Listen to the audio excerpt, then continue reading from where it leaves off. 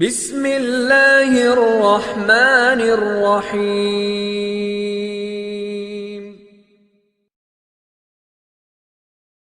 یوں کر کے اس کو مجلس میں سے اٹھائے گا اور مجلس کی خیر سے اس کو محروم کر دے گا۔ اس لیے پہلے ہی سے اس طریقے سے بیٹھنا چاہیے کہ اس کے لیے مجمع میں کوئی گنجائش ہی نہ بچے۔ آپ کی معذوری ہو، سنیں، آپ کی معذوری ہو تو آپ ٹیک لگا دیں، ایک ساتھی آگے بڑھ جاؤ، آپ ٹیک لگا کر بیٹھ جائیں۔ میں نے دیکھا آپ کو معذوری ہے، آپ آگے بیٹھ جاؤ، جب ٹیک لگا کر بیٹھا تو آگے آ جاؤ۔ ہاں ایسا، اللہ خوش رکھے آپ کو۔ ابھی بھی جو مجمع باہر بیٹھا ہے ان سے درخواست ہے کہ اندر آ جاؤ، اندر ابھی جگہ ہے۔ بھائی ساتھی اندر آ جاؤ، اندر، باہر کوئی نہ بیٹھے، مجمع میں آ جاؤ بھائی، اندر مجمع میں ابھی یہاں جگہ ہے، اندر آ جاؤ، مجمع میں ابھی جگہ ہے۔ مسجد میں کوئی بھی ساتھی باہر نہ بیٹھے، مجمع کے ساتھ آ کر بیٹھے۔ حدیث میں فرمایا علیکم بالجماعہ،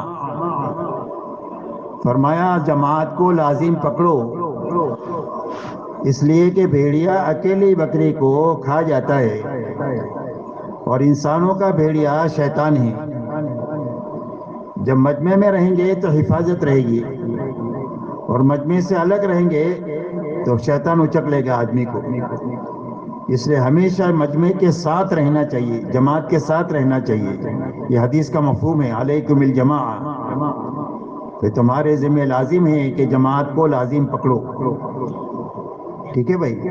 ابھی بھی کوئی بھی باہر ساتھی ہو تو ان سے درخواست ہے کہ اندر آ جاؤ، اس لیے کہ دین کی بات کو شروع سے لے کر آخر تک سننا چاہیے، تاکہ پوری بات سنیں، پوری بات سمجھیں۔ اگر ادھورا سنیں گے تو ادھورا کریں گے، اور ادھورا کریں گے تو کبھی بھی عمل کا پورا نفع نہیں ملے گا۔ اور ہمارے دین میں تو ہر چیز کی، ہر عمل کی ابتدا بھی ہے، انتہا بھی ہے۔ نماز شروع ہوتی ہے تکبیر تقدیمات سے، اور سلام پر ختم بیوی سے کرا دیا، کبھی بیٹی سے کرا دیا۔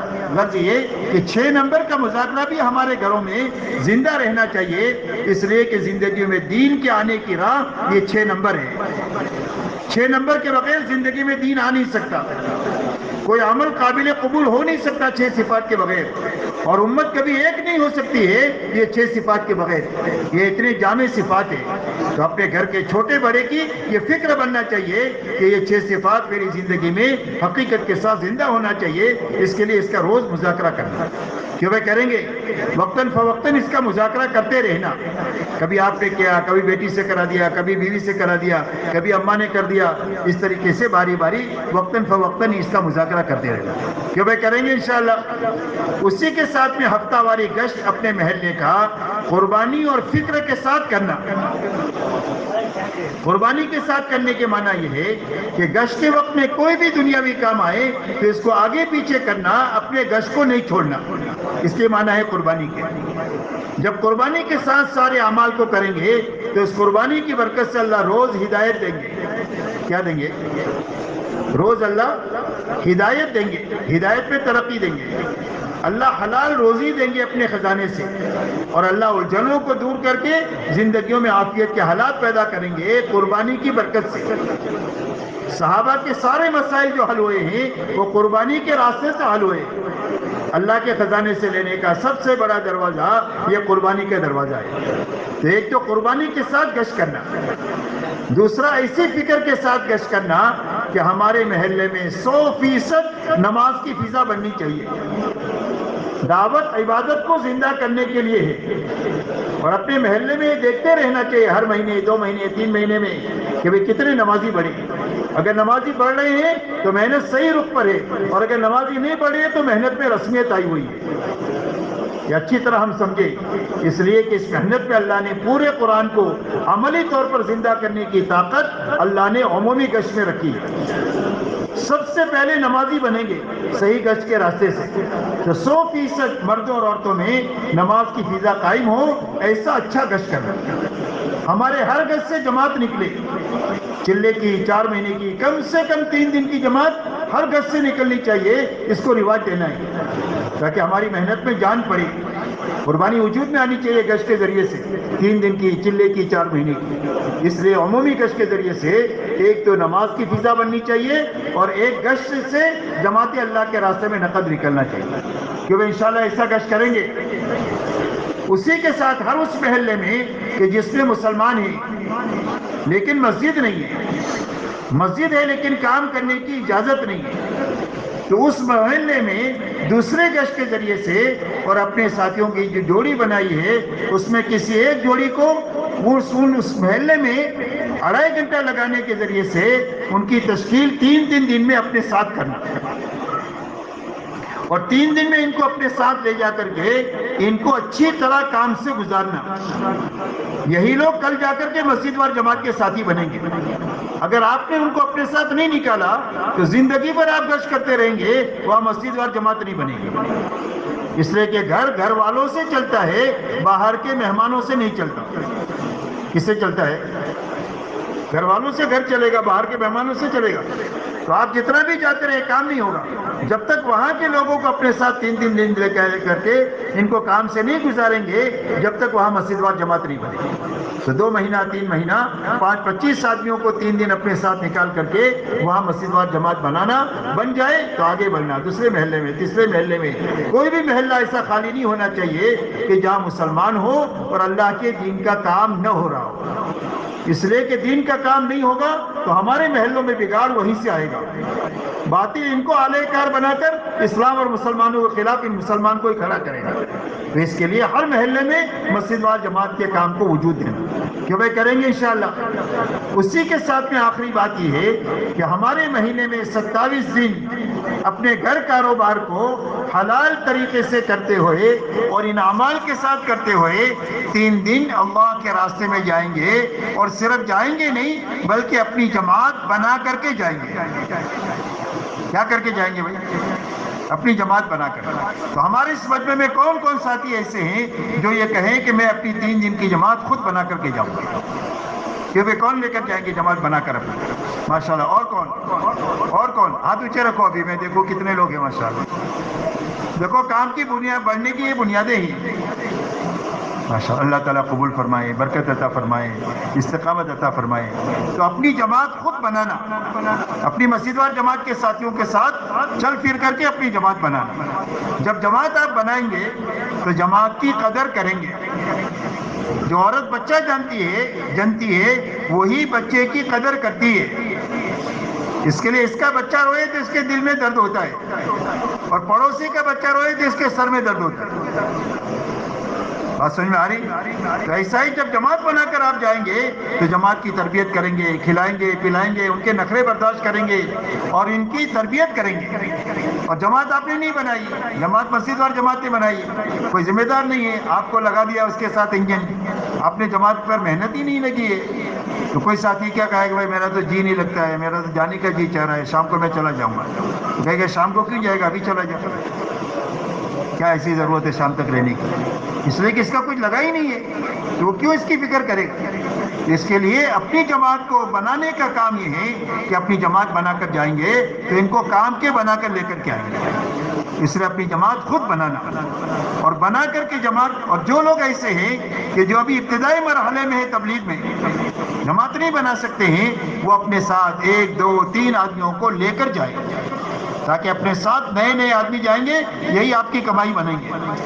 آپ نہیں ان کی تربیت کر سکتے ہیں، آپ کے ساتھ ذمہ دار ہے، وہ ان کی تربیت کر لیں گے، لیکن آپ ذریعہ بنے ہیں ان کو اپنے ساتھ 3 دن میں نکالنے کا، تو یہ آپ کے کھاتے میں کمائی بننی شروع ہو گئی، آپ کے ہاتھوں آدمی بننا شروع ہو گئے۔ حالانکہ نئے آدمی ہیں لیکن 2 3 آدمیوں کی تشکیل کر سکتا ہے، اس لیے کہ کلاس فیلو ہے اس کے، جہاں کام کرتا ہے وہاں کام میں 5 25 لوگ ہوتے ہیں، اپنے محلے میں 2 4 سے دوستی ہوتی ہے، ان کو تیار کر کے آدمی ان کو اللہ کے راستے میں لے جا سکتا ہے۔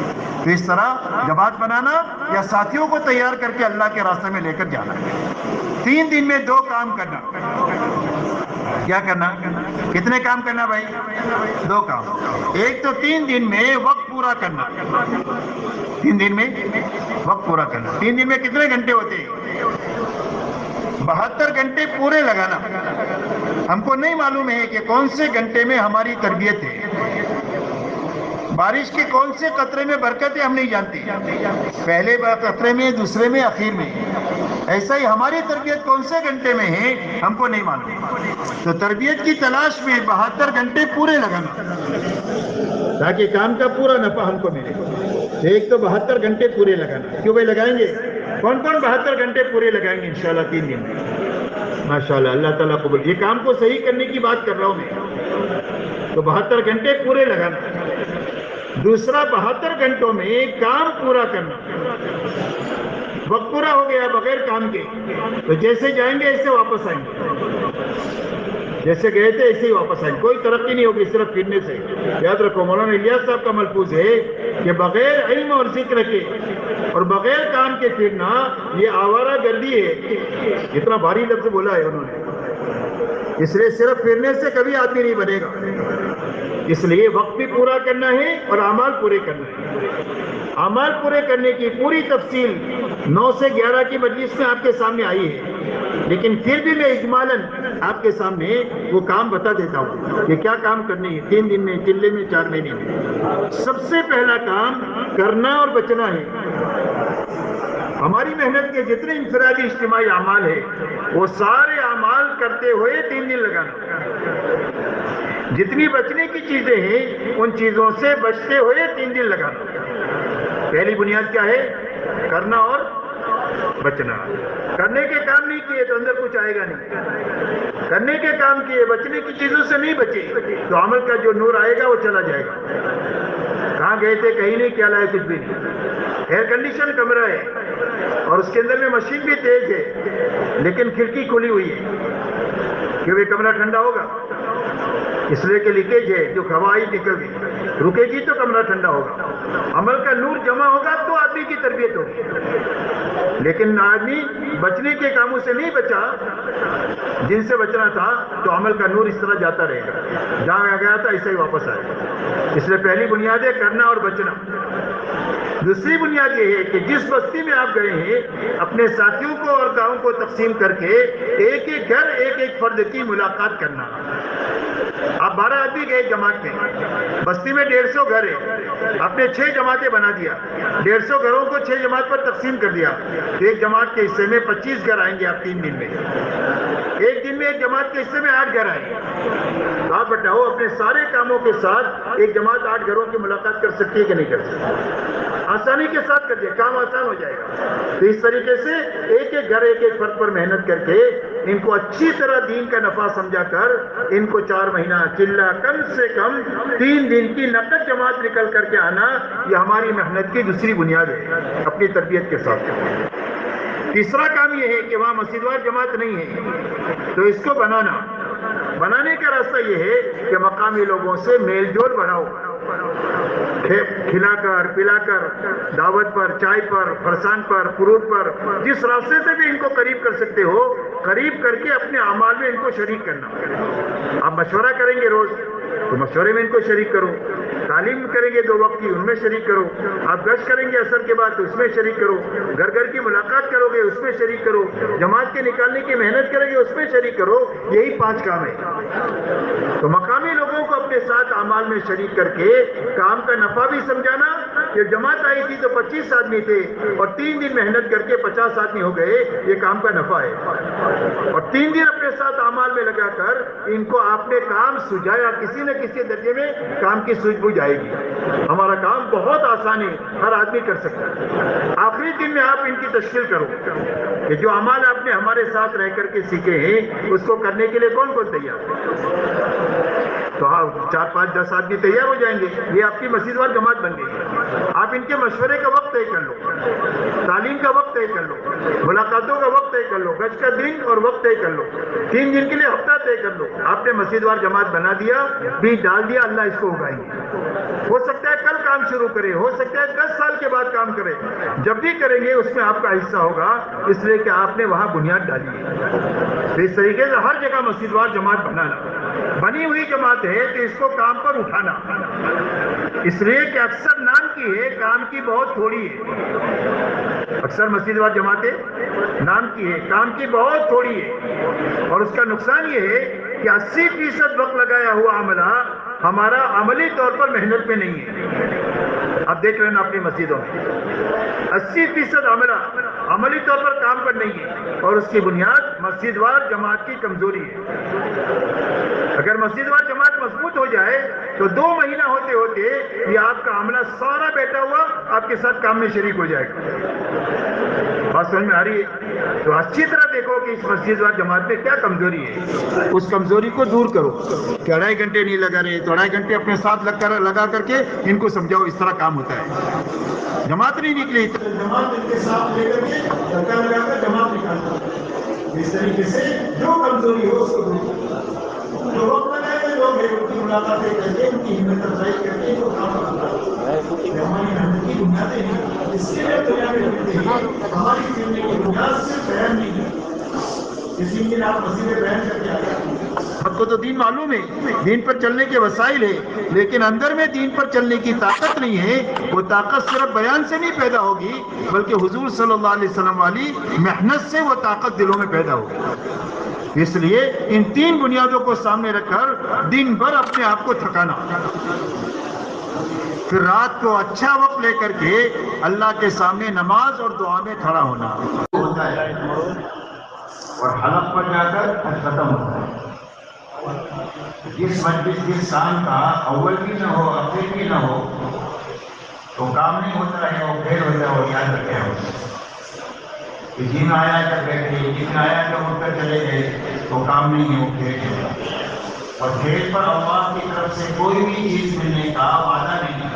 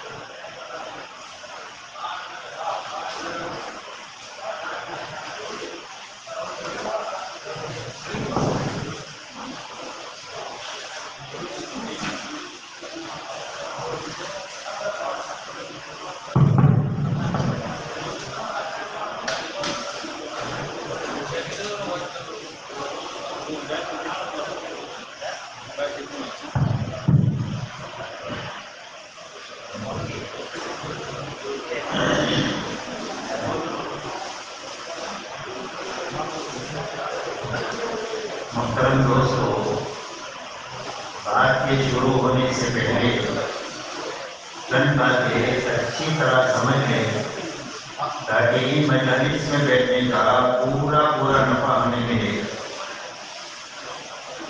سب سے پہلی بات تو یہ ہے کہ شروع سے لے کر آخر تک بات کو سننے کی نیت کریں.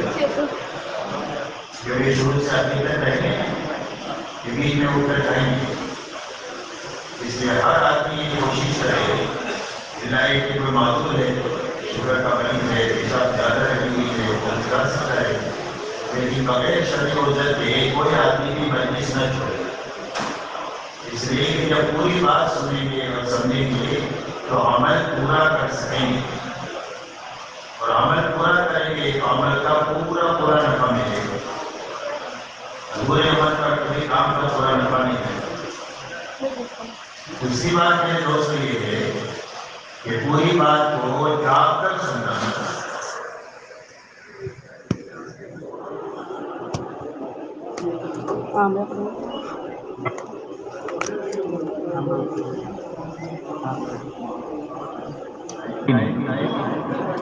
اور جب بات دل تک نہیں جائے گی تو زندگی کے رخ کو صحیح نہیں کرے گی. زندگی کے رخ کو وہ بات صحیح کرتی ہے جو دل تک پہنچتی ہے. اس لیے معلومات سے زندگی نہیں بنتی ہے. معلومات سے زندگی نہیں بنتی ہے. جب بات دل تک پہنچتی ہے تو زندگی کو بنا دیتی ہے. تو اس لیے جاگ کر بات کو سننا. اور جاگ کر سننے کا آسان راستہ یہ ہے کہ نیچے نہیں دیکھنا، آنکھیں بند نہیں کرنا، گھٹنوں میں ہاتھ نہیں ڈالنا. یہ سب سونے کی نیت ہوتی ہے. بلکہ بات کرنے والے کی طرف دیکھتے رہنا. پھر بھی آنکھ بند ہونے لگے تو اپنی آنکھوں کو مل کر نیند کو دور کرنا، تاکہ مجلس کی کوئی خیر ہم سے چھوٹے نہیں. اپنے پڑوس میں بھی نظر رکھے، کوئی سو رہا ہو تو اس کو محبت سے جگا دے، یہ اس کے ساتھ خیر خواہی ہے. اس لیے جاگ کر پوری بات کو سننا، اسی کے ساتھ میں دھیان اور توجہ سے بات سننا کہ جسم بھی یہاں ہے اور دل دماغ بھی یہاں ہے. اس لیے کہ جسم یہاں ہے، دل دماغ کہیں اور گھوم رہا ہے. تو کانوں میں آواز ایسی پڑتی رہے گی جیسے ہارن کی آواز پڑتی ہے، ایسی بیان کی آواز پڑے گی. اندر کچھ نہیں جائے گا. اندر اس وقت میں جائے گا جب دل دماغ دونوں یہاں ہو تو بات دل تک جائے گی. تو اس کے لیے دھیان اور توجہ سے پوری بات کو سننا، اسی کے ساتھ عمل کی نیت سے سننا. اس لیے کہ اللہ کی طرف سے جو داد و دہیش کا نظام ہے وہ آدمی کی نیت ہے. اس لیے حدیث پاک میں فرمایا وَإِنَّمَا لِكُلِّ امْرِئٍ مَّا نَوَىٰ، فرمایا ہر آدمی کو وہ چیز ملے گی جس کی اس نے نیت کیا. ہر آدمی کو کیا ملے گا؟ جس کی وہ نیت کرے گا وہی ملے گا. جب عمل کی نیت کریں گے تو اللہ عمل کی توفیق دیں گے. جی چاہے نہ چاہے، حالات سازگار ہو نہ سازگار ہو، ماحول مناسب ہو نامناسب ہو، ہر حال میں اللہ عمل کرا دیں گے عمل کی نیت کی برکت سے. دوسرا نفع یہ ہوگا کہ جو بات آپ سنیں گے وہ ضائع نہیں ہوگی، وہ محفوظ ہو جائے گی آپ کے دل دماغ میں عمل کی نیت کرنے کی وجہ سے. اور عمل کے وقت میں یاد آئے گی کہ فلانی مجلس میں ہم نے اس کام کو ایسا کرنے کے لیے سنا تھا. وہ کب یاد آئے گی؟ جب آپ عمل کی نیت سے سنیں گے تو کا بات محفوظ رہے گی، ورنہ ضائع ہو جائے گی، بات بھول جائیں گے. اس لیے عمل کی نیت سے بات کو سننا، اسی کے ساتھ اچھی طرح سمجھتے ہوئے اور اچھی طرح کرتے ہوئے اپنی زندگی میں کام کرنے والے بہترین آدمی تیار کرنا. یہ ہماری محنت کا صحیح رخ ہے. تو نیت یہ کرنا کہ پوری دنیا میں اللہ کی بات کو پہنچائیں گے، اپنے گھر سے لے کر عالم میں، اور ساری انسانیت تک بات کو پہنچائیں گے. تو پہنچانے کی نیت سے سننا یہ دین کے بعد کے حقوق ہے. جب حق کی ادائیگی کے ساتھ مجلس میں بیٹھیں گے تو مجلس کی پوری خیر ہم کو ملے گی. تو پورے عالم میں اور ساری انسانیت تک بات کے پہنچانے کا کیا راستہ ہے؟ فرمایا پورے عالم میں اور ساری انسانیت تک بات کے پہنچانے کا راستہ یہ ہے کہ جہاں تک جا سکتے ہیں اور جتنوں تک جا سکتے ہیں اپنی پوری زندگی کرتے ہوئے اور جاتے ہوئے جینا اور کرتے ہوئے مرنا. اور جو لوگ بچ گئے یا جو علاقے بچ گئے وہاں تک بات کو پہنچانے کے لیے اپنی زندگی میں کام کرنے والے بہترین آدمی تیار کر کے مرنا. یہ محنت کا صحیح رخ ہے. حضور پاک صلی اللہ علیہ وسلم کو اللہ نے بہت بڑا کام دے کر دنیا میں بھیجا تھا. آپ کی محنت کا میدان پورا عالم ہے، ساری انسانیت ہے اور قیامت تک کا زمانہ ہے. اتنا بڑا کام آپ کو دیا گیا، اور کام کے لیے زمانہ جو دیا گیا وہ صرف 23 سال کا دیا گیا. کتنا وقت دیا گیا؟ صرف 23 سال کا. کہ 23 سال میں اتنے بڑے کام پر آپ کو قابو پانا ہے. تو حضور صلی اللہ علیہ وسلم نے اپنے اتنے بڑے کام پر قابو پانے کے لیے کیا راستہ اپنایا؟ آپ نے بنفس نفیس انتھک محنت کیا، تھکا دینے والی محنت، اور اس محنت کو لے کر آپ نے پورے حجاز میں کام کیا. آپ کا لمبے میں لمبا سفر تبوک تک کا ہے اور پورا عالم آپ کی محنت کا میدان ہے، تو اتنے بڑے کام پر قابو پانے کے لیے خود کرتے ہوئے آپ نے 1.25 لاکھ صحابہ کو تیار فرمایا۔ یہ آپ کا عملہ ہے جو آپ کے ہاتھوں تیار ہوا 23 سال میں، کہ جن کی زندگی حضور صلی اللہ علیہ وسلم کی زندگی کا آئینہ تھی۔ حضور صلی اللہ علیہ وسلم کو زندگی کو سمجھنا ہے تو صحابہ کی زندگی کو دیکھ کر کے سمجھ سکتے ہیں۔ اسی لیے صحابہ کا تعارف 2 جملوں میں ہوتا ہے، فرسان بالنہار و رہبان باللیل، بسام بالنہار و بکام باللیل۔ فرمایا صحابہ کون ہیں؟ فرمایا صحابہ تو دین کے شہ سوار ہیں کہ گھوڑے کی پشت پر بیٹھ کر پوری دنیا میں پھر رہے ہیں، لوگوں کو اللہ کی پہچان کرانے کے لیے اور لوگوں کو اللہ کا تعارف کرانے کے لیے۔ اور فرمایا راتوں کے یہ عبادت گزار ہے، کانوا قلیلا من اللیل ما یہجعون وبالاسحار هم یستغفرون۔ فرمایا راتوں کو یہ بہت کم سوتے ہیں اور اخیر راتوں میں اٹھ کر کے مٹ کے کھپ کے اللہ کے سامنے استغفار کرتے ہیں کہ کرنے کا حق تھا وہ ادا نہیں ہوا۔ بسام بالنہار و بکاؤں باللیل۔ فرمایا دن کو حشاش بشاش اللہ کے دین کا کام کرنے والے ہیں اور راتوں کو اللہ کے سامنے بہت زیادہ رونے والے ہیں۔ یہ صحابہ کا دین ہے، یہ صحابہ کی رات ہے۔ صحابہ راتوں کو اللہ کے سامنے ایسے روتے تھے جیسے سانپ کا ڈسا آدمی روتا ہے، ایسا رات کو روتے تھے اللہ کے سامنے۔ تو حضور صلی اللہ علیہ وسلم کا دین دعوت کے لیے اور آپ کی رات اللہ کی عبادت کے لیے، اور یہی دونوں چیزیں صحابہ میں منتقل ہو گئی کہ صحابہ کا دین دعوت کے لیے اور ان کی رات اللہ کے سامنے عبادت کے لیے، رونے اور دھونے کے لیے۔ تو آپ نے اپنا ایک عملہ بنایا۔ اس لیے ہمارے کام کا صحیح رخ یہ ہے کہ کام کو اچھی طرح سمجھ کر کرنا، دیکھا دیکھی کرنے کا کام نہیں ہے۔ اس لیے کہ دیکھا دیکھی کرے گا تو کبھی کرے گا کبھی چھوڑے گا، اور جب کام کو سمجھ کر کرے گا تو زندگی بھر کرے گا اور ہر حال میں کرے گا۔ مولانا الیاس صاحب رحمۃ اللہ علیہ نے ایک مرتبہ میواتیوں سے بات کیا، پھر پوچھا سمجھ میں آ گیا؟ تو فرمایا ہاں سمجھ میں آ گیا۔ تو مولانا نے یہ فرمایا کہ سمجھ میں نہیں آیا ہے، سننے میں آیا ہے۔ کس میں آیا ہے؟ سمجھ میں نہیں آیا ہے، سننے میں آیا ہے۔ اور سمجھ میں آنا کس کو کہتے ہیں؟ اگر یہ سمجھنا ہے تو مسجد کے باہر چلے جاؤ اور دنیا داروں کو دیکھو جن کو دنیا سمجھ میں آئی ہے۔ کس کو دیکھو؟ دنیا داروں کو جا کر کے دیکھو کہ جن کو اپنی دنیا سمجھ میں آئی ہوئی ہے، کہ ہر مشغلے والا پوری زندگی اپنے مشغلے میں ہے اور ہر حال میں اس مشغلے میں ہے۔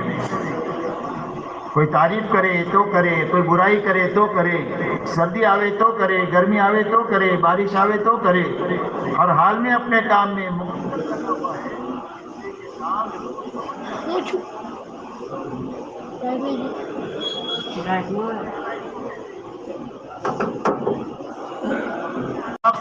شقاق سے، کفر سے، کسی سرپٹول سے، ان ساری صفات سے اپنی زندگی پاک ہے۔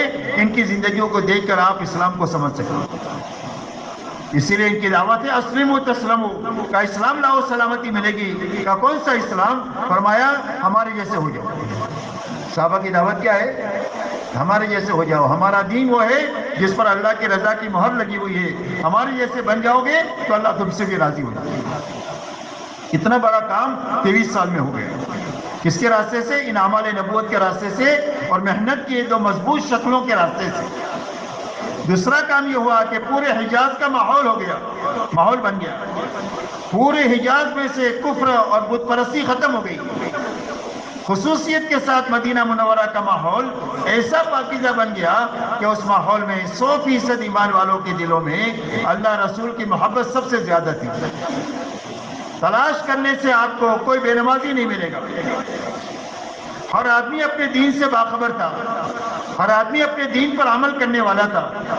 100% مسلمان ایک دوسرے کے حق کو ادا کرنے والے تھے، اور حق ادا کرنے والے ہی نہیں تھے بلکہ احسان کرنے والے تھے کہ ایک بکری کی سیری گھر میں 7 گھروں میں گھوم کر واپس آتی ہے، ان کے فقر کا پتہ بھی دیتی ہے اور ان کے احسان اور اخلاق کا بھی پتہ دیتی ہے۔ کوئی بھی تلاش کرنے سے آپ کو دنیا کا طالب نہیں ملے گا، مدینہ میں سارے آخرت کے اور اللہ کی رضا کی طالب ملے گی۔ اور 100% ایمان والے اپنے آپ کو دین کا ذمہ دار سمجھتے تھے، جس طرح میں باپ ہوں بچوں کا ذمہ دار ہوں، شوہر ہوں بیوی کا ذمہ دار ہوں، ایسا ہی مسلمان ہوں، اسلام کی ذمہ داری بھی مجھ پر ہے۔ دنیا کی ذمہ داری کے پوری کرنے کے لیے جتنی جان مال صلاحیت لگانی پڑے وہ میں لگاتا ہوں، دین کی ذمہ داری کو پورا کرنے کے لیے بھی جتنا تقاضا ہوگا جان مال صلاحیت لگانے کا میں اتنا ہی دین پر لگاؤں گا۔ ہر ایک ایمان والے کا ایک ہی جذبہ تھا۔ اسی لیے ایک انگریز مورخ لکھتا ہے کہ حضور صلی اللہ علیہ وسلم اور خلافت راشدہ کے زمانے میں اسلام فی گھنٹہ 120 کلومیٹر کی رفتار سے دنیا میں پھیل رہا تھا۔ اور اس کی وجہ کیا ہے؟ اس کی وجہ یہ ہے کہ اس زمانے کا ہر آدمی کا ایک ہی جذبہ تھا کہ ہمارا دین دنیا میں پھیلنا چاہیے، ہر کچے پکے مکان میں یہ پہنچنا چاہیے اور انسانیت جہنم سے بچنا چاہیے۔ اور اس کے لیے میں مالدار ہو کر کیا کر سکتا ہوں، اور میں غریب ہوں تو غریب ہو کر کیا کر سکتا ہوں، اس کے لیے مرد ہو کر کیا کر سکتا ہوں۔ ایک عورت کا ایک ہی جذبہ تھا کہ میں عورت ہو کر کیا کر سکتی ہوں۔ جوان اور بوڑھے ہر ایک کا ایک ہی جذبہ تھا، جس کے نتیجے میں اللہ کا دین صرف 53 سال کے عرصے میں دنیا کے کونے کونے میں پھیل ہی نہیں گیا، بلکہ حق دنیا میں بلند ہو گیا اور کفر کی گردن جھک گئی اور باطل زندگیاں زیر ہو گئی اور حق کی زندگیاں دنیا میں عام ہو گئی، اور کروڑوں کروڑوں انسان غلط زندگی چھوڑ کر صحیح زندگی کی طرف آئے ہیں صرف 53 سال کے عرصے میں۔ 23 سال نبوت کا زمانہ ہے اور 30 سالہ خلافت راشدہ ہے۔ اتنی آدھی صدی میں اتنا بڑا کام دنیا میں ہوا، اس کی بنیاد یہ اعمال نبوت ہے، اور ان اعمال نبوت کو قائم کرنے کے لیے نقل و حرکت اور مقامی محنت ہے۔ اس لیے میرے محترم دوستو، آج کے دن آپ طے کرو کہ انشاءاللہ اس محنت کو ہم کو اچھی طریقے سے کرنا ہے۔ کیوں بھائی کرنا ہے؟ اور محنت کو پورا کرنا ہے۔ کیا کرنا ہے؟ اس کا نتیجہ اس وقت نکلے گا جب محنت صحیح ہو، اور جب محنت پوری ہو تو پھر کام پورا ہو جائے گا۔ محنت صحیح نہیں بنی تو محنت ہی کام ہی نہیں ہوا۔ محنت صحیح ہے لیکن ادھوری ہے تو اس کا نتیجہ ادھورا ہی نکلے گا۔ اس لیے ہمارے ذمہ یہ 2 کام ہیں، محنت صحیح ہونا چاہیے اور محنت پوری ہونی چاہیے۔ اس لیے کہ مولانا الیاس صاحب رحمۃ اللہ علیہ فرماتے تھے کہ میں اس کام کو کار نبوت یقین کرتا ہوں، اس کام کو حضور صلی اللہ علیہ وسلم والا کام سمجھ کر رہا ہوں۔ اور یوں فرماتے تھے کہ مجھے قرن اول کا ہیرا اللہ نے دے دیا۔ کیا فرماتے تھے؟ کہ حضور صلی اللہ علیہ وسلم کے زمانے کا اللہ نے مجھے ہیرا عطا فرما دیا۔ اس لیے اس محنت کی قوت کا مولانا کو انداز تھا، اس لیے جب ان سے پوچھا گیا کہ آپ اس محنت سے کیا چاہتے ہیں، تو فرمایا میں اس محنت سے یہ چاہتا ہوں کہ امت اس محنت کو کرتے کرتے دین کی اس سطح تک پہنچ جائے جہاں حضور صلی اللہ علیہ وسلم امت کو چھوڑ کر گئے تھے۔ یہ ہماری منزل ہے تبلیغ کی، چلا 4 مہینہ یہ منزل نہیں ہے، یہ تو وہاں تک پہنچنے کے لیے ایک راستہ اللہ والوں نے ہماری کمزوری کو سامنے رکھ کر کے بنایا ہے کہ اچھا 4 مہینہ لگائیں گے اور پابندی کے ساتھ میں سالانہ 4 مہینہ یا چلا اچھا لگاتے رہیں گے، اور ماہانہ 3 دن اچھی طرح لگاتے رہیں گے پابندی کے ساتھ میں، اور روزانہ کی محنت میں 2.5 گھنٹے سے لے کر 8 گھنٹہ تک لگاتے رہیں گے، تو اللہ تعالیٰ صحیح محنت کے راستے سے وہاں تک پہنچا دیں گے یا پہنچنے والوں کے ساتھ حشر فرما دیں گے۔ تو ہماری منزل تو صحابہ ہے، ایسا نہیں ہے کہ ہم یہ محنت کرتے کرتے صحابی بن جائیں گے، صحابی کوئی نہیں بن سکتا، لیکن جو بنیادیں صحابہ میں زندہ ہوئی ہے وہ قیامت تک صحیح محنت کے راستے سے اور پوری محنت کے راستے سے بڑے بڑے مجموعوں میں دوبارہ زندہ ہو سکتی ہے۔ اس لیے کہ صحابہ کو اللہ ہی نے صحابہ بنایا ہے، وہ اس بات پر قادر ہے کہ جو بنیادیں صحابہ میں زندہ ہوئی تھی وہ قیامت تک دوبارہ امت میں زندہ ہو سکتی ہے، اور جب امت میں یہ بنیادیں زندہ ہوگی تو اللہ تعالیٰ اس مجمع سے وہ کام لیں گے جو اللہ نے صحابہ سے کام لیا۔ اگر یہ تھوڑے ہوں گے تو اللہ اپنے لشکروں کو ان کے ساتھ کر کے ان کو زیادہ کر دیں گے، اور اگر یہ کمزور ہوں گے تو اللہ اپنی قوت ان کے ساتھ ملا کر ان کو قوی بنا دیں گے، اور اللہ ان کے ہاتھوں حق کو دنیا میں چلا دیں گے، اور دنیا کی بڑی سے بڑی طاقتیں اس کے میں رکاوٹ نہیں بن سکتی ہے، اور اللہ کے فیصلے کو بدل نہیں سکتی ہے، اس لیے کہ اللہ اپنے فیصلے پر غالب ہے، اللہ اس مجمع سے کام لیں گے۔ تو صحابہ میں کیا بنیادی تھی میرے؟ صحابہ میں دو بنیادی تھی، ایک تو 100% صحابہ پورے دین پر حقیقت کے ساتھ چل رہے تھے، ایک بنیاد صحابہ میں یہ زندہ تھی۔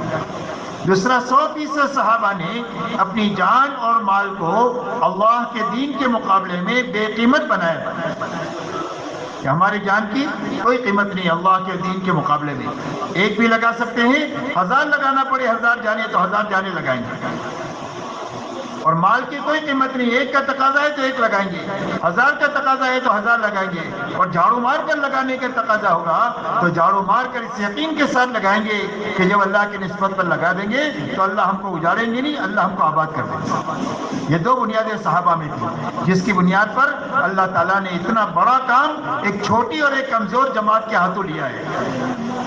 صحابہ کی جماعت چھوٹی بھی ہے اور کمزور بھی ہے، لیکن اتنی چھوٹی اور کمزور جماعت کے ہاتھوں اتنا بڑا کام اللہ نے جو لیا وہ ان دو بنیادوں کی وجہ سے لیا، ایک پورے دین کی بنیاد پر، اور جان مال کو اللہ کے دین کے مقابلے میں بے قیمت بنانے کی بنیاد پر اللہ نے لیا۔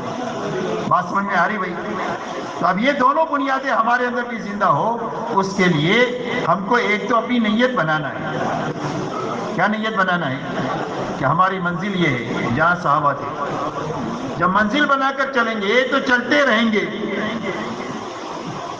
جب منزل یہ بنائیں گے تو چلتے رہیں گے، اور منزل یہ نہیں بنائیں گے چلا 4 مہینے کو منزل بنایا، بیرون کے سفر کو منزل بنایا، تو پھر آدمی راستے کی صعوبتوں سے گھبرا کر کے یا تو بیٹھ جائے گا یا راستہ بدل دے گا، دوسرا کام کر کے رذائل بھی پیدا ہو سکتے ہیں، کام کرتے کرتے آدمی کے اندر میں عجب پیدا ہو سکتا ہے، کبر پیدا ہو سکتا ہے، خود پسندی پیدا ہو سکتی ہے، لیکن صحابہ کو سامنے کے رکھنے کی وجہ سے سارے رذائل سے بھی پاک رہے گا اور موت تک چلتا رہے گا، اس لیے کہ منزل صحابہ کو بنایا۔ اس لیے میرے دوستو نیت کرو کہ صحابہ کو منزل بنا کر آج سے چلنا شروع کریں گے، کیوں بھائی سارا مجمع تیار ہے اس کے لیے؟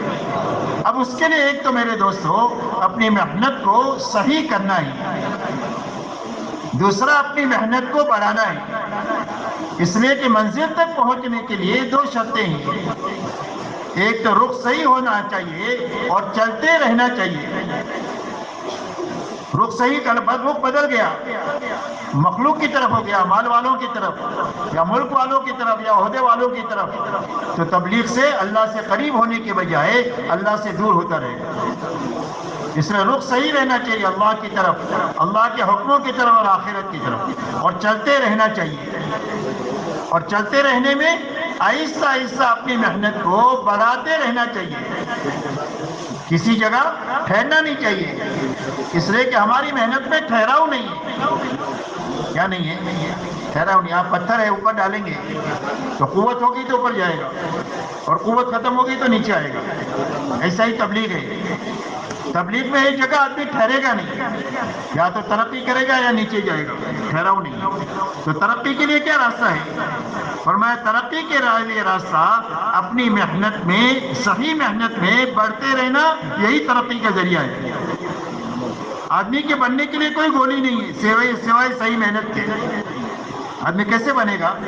صحیح محنت سے بنے گا، صحیح محنت سے باقی رہے گا، اور صحیح محنت سے ترقی کرے گا۔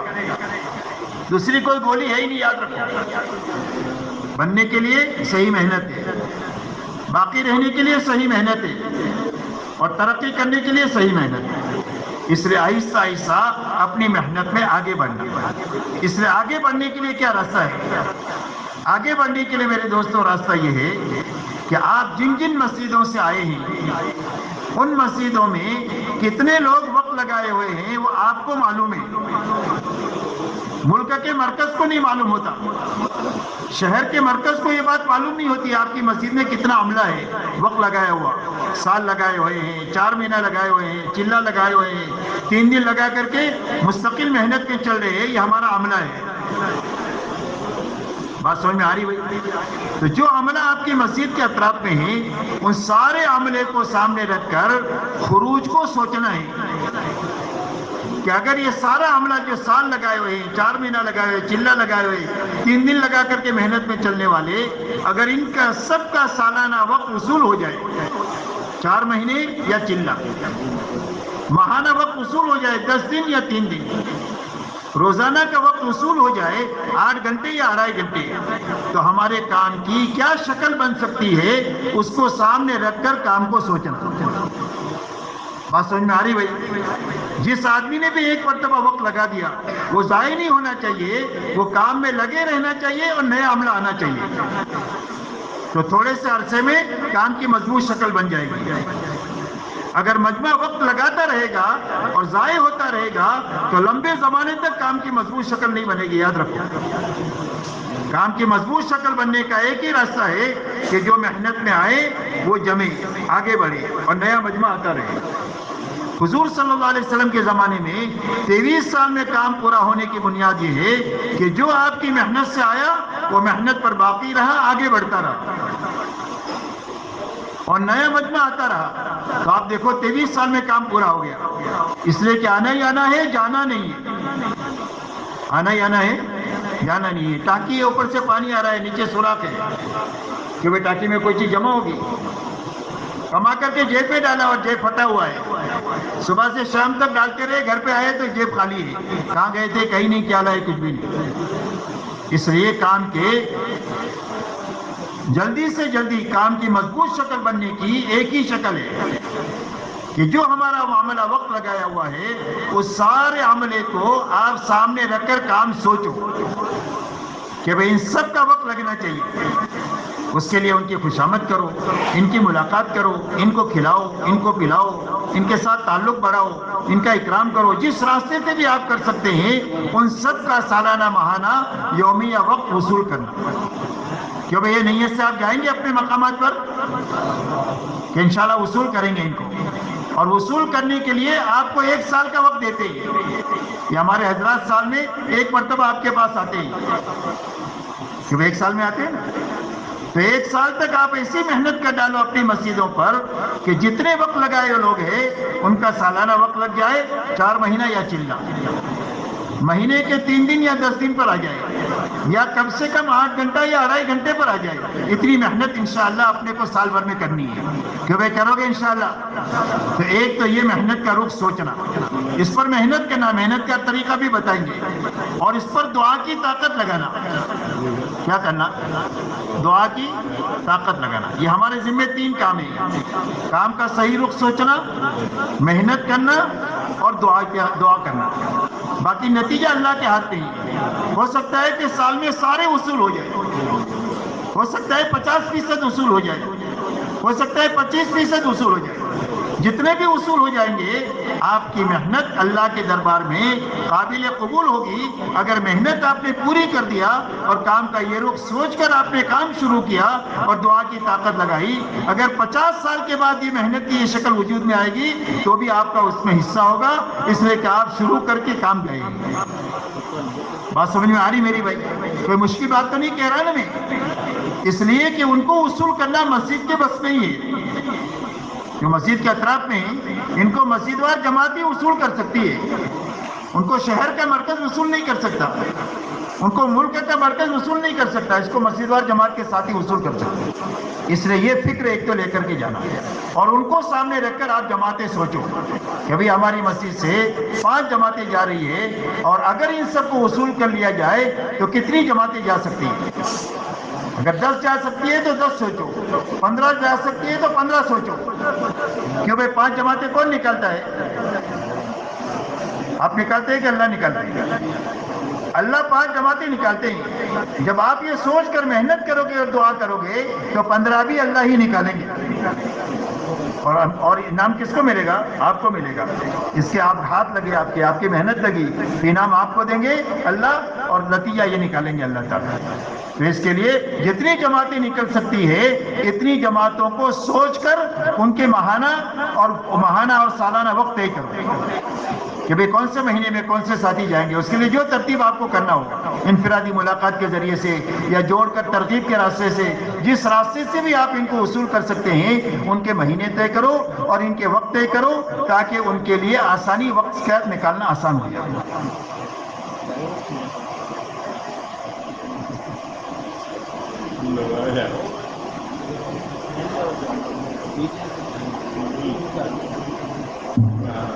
اس لیے کہ عملے کو سامنے رکھ کر جب آپ کام سوچو گے تو ابھی اس وقت میں جتنا کام ہو رہا ہے، یہ بلا مبالغہ میں کہتا ہوں بلکہ تھوڑا کہتا ہوں، کہ جتنی جماعتیں اس وقت میں آپ کی نکل رہی ہے 3 دن کی، چلے کی، 4 مہینے کی، اس سے 10 گنا جماعتیں آپ کی سالانہ نکلے گی. اب اپنی مسجدوں میں اس کا حساب لگا دینا، بلا مبالغہ کہہ رہا ہوں میں، جتنی جماعتیں نکل رہی ہے اس سے 10 گنا جماعتیں نکلنے کی استعداد آپ کی مسجدوں میں موجود ہے. جب اس رخ سے کام سوچ کر محنت کر کے دعا کی طاقت لگاؤ گے تو اللہ تعالیٰ اپنی قدرت سے اس کو ظاہر فرما دے گا. تو انشاءاللہ کریں گے یہ. دوسری بات میرے دوستو یہ ہے کہ آج یہ ساری تشکیل قابو میں آئے، اس کے لیے مقامی محنت کو صحیح کرنا ہے اور بڑھانا ہے. مقامی محنت کو صحیح کرنا ہے اور بڑھانا ہے. تو صحیح کرنے کی ترتیب کیا ہے؟ صحیح کرنے کی ترتیب یہ ہے کہ اپنے ساتھیوں کو بھی تقسیم کرو، اپنے علاقے کو بھی تقسیم کرو. مسجد کے اطراف میں جتنے گھر ہیں اور اس میں کام کرنے والے مسجد میں جتنے ساتھی ہیں، ساتھیوں کی 2-2 کی 3-3 کی جماعتیں بناؤ اور ان گھروں کو ان کے بعد تقسیم کرو. اس سے یہ نفع ہوگا کہ ہر جماعت کو اپنا کام ملے گا کہ مجھے اتنا کام مہینہ بھر میں کرنا ہے، اور مہینہ بھر جب اپنا کام کریں گے تو ان کو کام کا نفع بھی سامنے آئے گا کہ ہم نے یہ 50 گھر میں 1 مہینہ محنت کیا، الحمدللہ 10 آدمی نمازی بن گئے. 5 آدمیوں نے 3 دن لگایا، نئے آدمیوں نے 2 آدمی چلے کے لیے گئے، 2 آدمیوں نے غلط زندگیوں سے توبہ کیا. یہ کام کا نفع ہے. تو جب یہ 2 ساتھیوں کے سامنے اپنے 50 گھروں پر محنت کا نفع مہینے میں نظر آئے گا تو ان کی طبیعتیں کام پر چلے گی نہیں بلکہ دوڑے گی. آپ ان کو روکنا چاہو گے تو رکیں گے نہیں.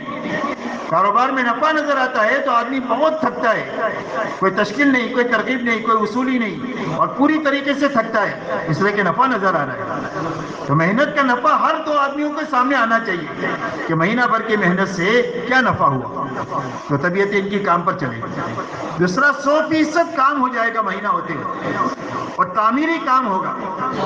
کیا کام ہوگا؟ تعمیری کام. تعمیری کام کے معنی یہ ہے کہ ابھی ہمارے پاس میں کام کا نظام ہے ملاقات کا، کہ بھئی اس آدمی کی ملاقات کرو، ملے تو ٹھیک ہے نہیں تو گھر چلے جاؤ. محنت کا یہ رخ ہے ملاقاتوں کا کہ بھئی آدمی کی ملاقات کرنا ہے، ملے تو بات کرو نہیں تو گھر جاؤ. اس طریقے سے کام نہیں ہوتا، اس طریقے سے کام نہیں ہوتا. ایک آدمی کی ملاقات آج آپ نے کیا، 1 سال کے بعد اس کی ملاقات آپ کریں گے، تو آپ بتاؤ پہلی ملاقات کا اثر باقی ہوگا کہ ختم ہو گیا ہوگا؟ ختم ہو گیا. لیکن ایک آدمی سے آپ آج ملے، 1 مہینے کے بعد پھر ملے، تو پہلی ملاقات کا اثر ابھی باقی ہوگا. رات ملے کہ پہلی مرتبہ آپ سے منہ بنا کر کے ملا تھا، دوسری مرتبہ آپ جائیں گے تو اچھے منہ سے ملے گا، اچھے منہ سے ملا، آپ نے بات کیا، ہوں ہاں تو نہیں کیا لیکن بات سنا آپ کی. تیسری مرتبہ آپ گئے، پھر آپ نے بات کیا، اب ہوں ہاں کرے گا، یہ بات تو اچھی ہے، ماشاءاللہ اچھا کام ہے، ہاں یہ کرنا چاہیے، لیکن میرا ایسا ہے ویسا ہے، یوں کرے گا. چوتھی مرتبہ آپ جاؤ گے تو وہ چوتھی 5ویں مرتبہ میں وہ آپ کے ساتھ نکلے جائے گا. یہ تعمیری کام اس کو کہتے ہیں کہ ایک جگہ اتنا کھودو کہ پانی تک پہنچ جاؤ، ایک جگہ اتنا کھودو کہ پانی تک پہنچ جاؤ تو جا کر کے پانی ملے گا. آپ نے تھوڑا یہاں کھودا، پھر وہاں کھودا، پھر وہاں کھودا، سال بھر کھودتے ہی رہے، کہیں پانی نہیں ملا. اس لیے تعمیری کام کی شکل یہ ہے کہ ایک آدمی سے ملے ہیں 1 مہینہ میں، دوسرے مہینے پھر ملنا. یہ اس وقت میں ہوگا جب آپ گھروں کو تقسیم کرو گے اور اپنے ساتھیوں کو تقسیم کرو گے. اس لیے طے کرو کہ انشاءاللہ جن کے یہاں یہ ترتیب بنی ہوئی ہے اس طرح اس کو مضبوط کریں گے، اور نہیں بنی ہوئی ہے تو انشاءاللہ آج سے وہ ترتیب قائم کریں گے. جو بھائی تیار ہے اس کے لیے کون کون کریں گے یہ ترتیب قائم کریں گے؟ اب میرے دوستو آپ نے 2 ترتیب بنائی. ایک خروج کے بارے میں بھی آپ نے ترتیب بنائی کہ اتنی جماعتیں جا سکتی ہے، انشاءاللہ اتنی جماعتیں سال میں روانہ کریں گے. اب آپ نے مقامی محنت کی بھی ترتیب بنا لیا. تو صرف ترتیب بنانے سے کام نہیں ہوگا بلکہ کام کرنے سے ہوگا. تو کام کرنے کے لیے پہلا کام جو ہے وہ مشورہ ہے. پہلا کام کیا ہے؟ مشورہ ہے کہ سارے ساتھی بغیر کسی تفریق کے کہ بھئی یہ فلانی برادری کا ہے، یہ فلانے رنگ کا ہے، یہ کچھ نہیں. حضور صلی اللہ علیہ وسلم نے ساری جاہلیت کی رگوں کو کاٹ کر پوری امت کو ایک بنایا ہے اور نیک بنایا ہے. اور فرمایا انما المؤمنون اخوہ، سارے ایمان والے آپس میں بھائی بھائی ہیں. تو سارے ایمان والوں کو اپنے ساتھ ملا کر کے ہر ایک کی استعداد اور صلاحیت سے فائدہ اٹھانا اور اس فکر کرنا کہ میری ذات سے لے کر پورے عالم میں اللہ کا دین کیسے زندہ ہو جائے، اس کے لیے ہم کیا کر سکتے ہیں. اب ہماری محنت میں کچھ تقاضے وقتی ہیں اور کچھ تقاضے دائمی ہیں جو ہمیشہ کے لیے ہیں. وقتی تقاضوں میں یہ ہے کہ اپنے محلے میں کوئی بیمار ہے تو اس کی عیادت کے لیے جماعت بنانا، جماعت طے کرنا کہ کون ساتھی عیادت کریں گے، چاہے تبلیغ کو مانتا ہو نہ مانتا ہو لیکن اس کی عیادت کرنا. کوئی میت ہو گئی ہے تو اس کے گھر والوں کی تعزیت کرنا. اپنے محلے سے کچھ ساتھی جماعت پہ گئے ہوئے ہیں تو ان کے گھر کاروبار کے خیال کے لیے ان کی ملاقات کرنا.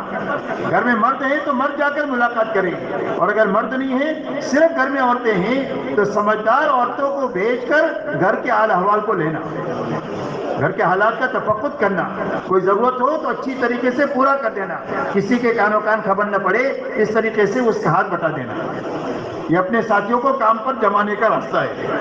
مسجد میں جماعت آئی ہے، کمزور ہے، تو اپنے ساتھیوں کو ان کے ساتھ مسلسل وقتاً فوقتاً لگا کر کے ان کو کام سکھانا کہ ہماری مسجد سے کام سیکھ کر کے یہ جائیں. جیسے آئے تھے ایسے نہیں جائے کورے، بلکہ کام کو سیکھ کر جائیں. مضبوط جماعت آئی ہے تو اپنے محلے میں تشکیل پر قابو پانا مضبوط جماعت کے ذریعے سے، اس لیے کہ جن کی تشکیل آپ نہیں کر سکتے ہیں آنے والی مضبوط جماعت ان کی تشکیل کر لے گی.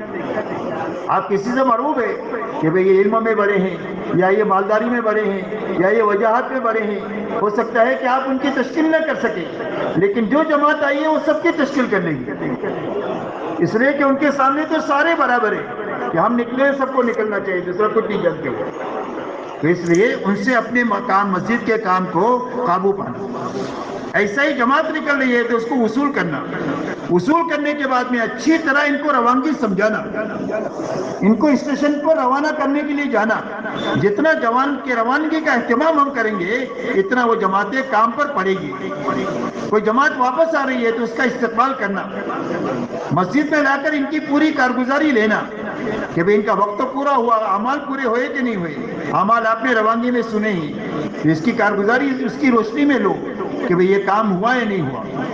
اس لیے کہ جب یہ روانگی میں اور یہ واپسی میں کارگزاری میں یہ باتیں آئے گی تو عمل میں بھی آ جائے گی. تو اس طرح اس کے بعد واپسی کی بات اچھی طرح سمجھا کر کے پھر ان کو گھر روانہ کرنا، پھر ان کی دیکھ بھال کرنا کہ 2 دن ہوا کسی وجہ سے ان کا آنا نہیں ہوا تو تیسرے دن آپ جماعت بنا کر کے جاؤ کہ بھئی گھر میں کوئی ایسی تکلیف ہو گئی یا گھر میں جماعت میں گئے تھے کوئی ایسے حالات پیدا ہو گئے جس کی وجہ سے بیچارہ الجھ گیا ہے. اب اس کی ہمت افزائی کرو، تانا تشنی مت کرو کہ بھئی تمہارا تو 4 ہی دن کے اندر میں چلے کا اور 4 مہینے کا رنگ اتر گیا.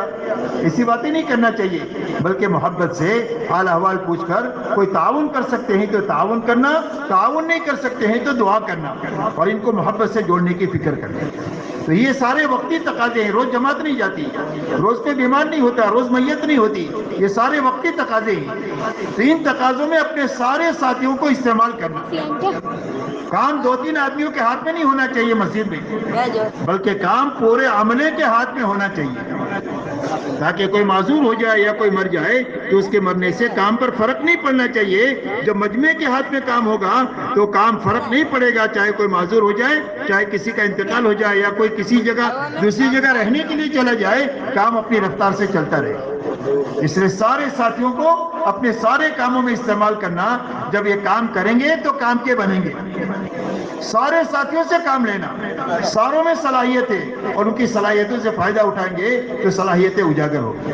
اسی کے ساتھ میں میرے دوستو ہمارا دائمی تقاضا ہر گھر ہر فرد کی ملاقات ہے کہ کوئی فرد نہیں بچنا چاہیے، کوئی گھر نہیں بچنا چاہیے. جو 6 دن میں نہیں ملتے ہیں، آپ 7واں دن جو چھٹی کا ہے اس میں 2.5 گھنٹے کے بجائے 8 گھنٹہ 6 گھنٹہ 5 گھنٹہ جتنی ضرورت ہو اتنا وقت فارغ کر کے اپنے 6 دن کے کام کو پورا کریں. کہ ان گھروں میں یہ آدمی نہیں ملے تھے، آج چھٹی کے دن ملیں گے، لہذا ان کے ساتھ مل کر کے اپنا کام پورا کریں. تو یہ اسی وقت میں ہو سکے گا جب روزانہ آپ 2.5 گھنٹہ فارغ کریں گے 8 گھنٹے کی نیت سے.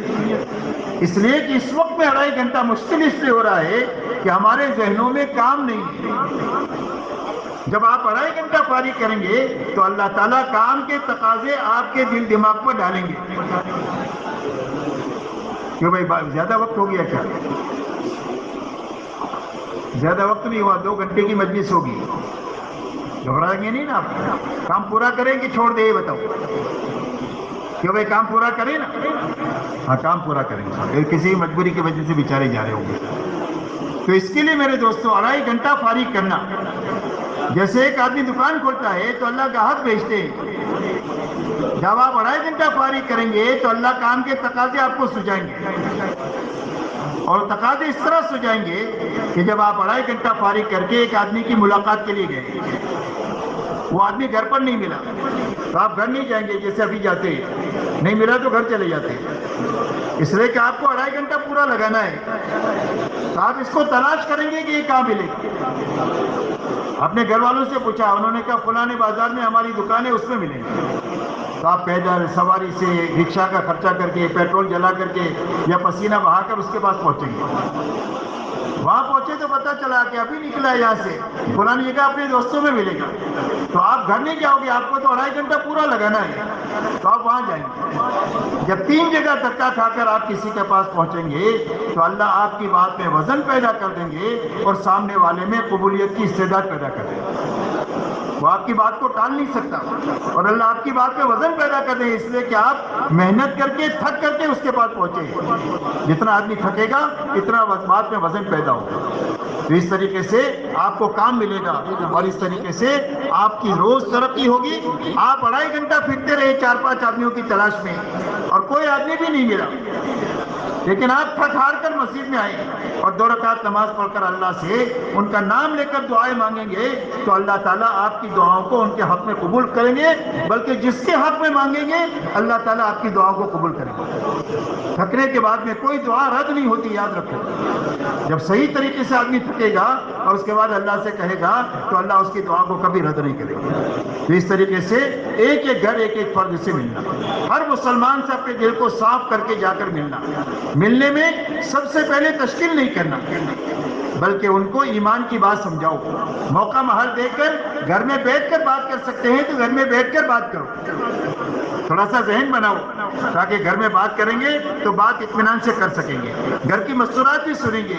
ہو سکتا ہے آپ تھوڑے کمزور پڑے، گھر کی عورتیں ان کی ہمت دلا کر کے ان کو آگے بڑھا دیں گی. تو اس کے لیے بیٹھ کر بات کریں، ایمان کی، آخرت کی، دین کی، کامیابی بے دینی میں ناکامی کی بات کر کے پھر اس کے بعد ان کی تشکیل کرو. جب اتنی بڑی بات کر کے آپ 4 مہینے کی تشکیل کرو گے تو اس کو 4 مہینہ کم لگے گا کہ اتنے بڑے کام کے لیے تو زندگی لگانا چاہیے، تو کم لگے گا. اور 4 مہینے کے لیے تیار نہیں ہوا تو زبردستی مت کرو. آپ چلے کی بات کرو کہ ہماری مسجد سے تو ہم نے 8 جماعتیں 10 جماعتیں اس مہینے میں سوچی ہے، جون سے مہینے میں آپ جماعت میں جا سکتے ہیں اس کے لیے چلے کے لیے بتاؤ. چلے کے لیے نہیں تیار ہوا تو 3 دن کے لیے بتاؤ.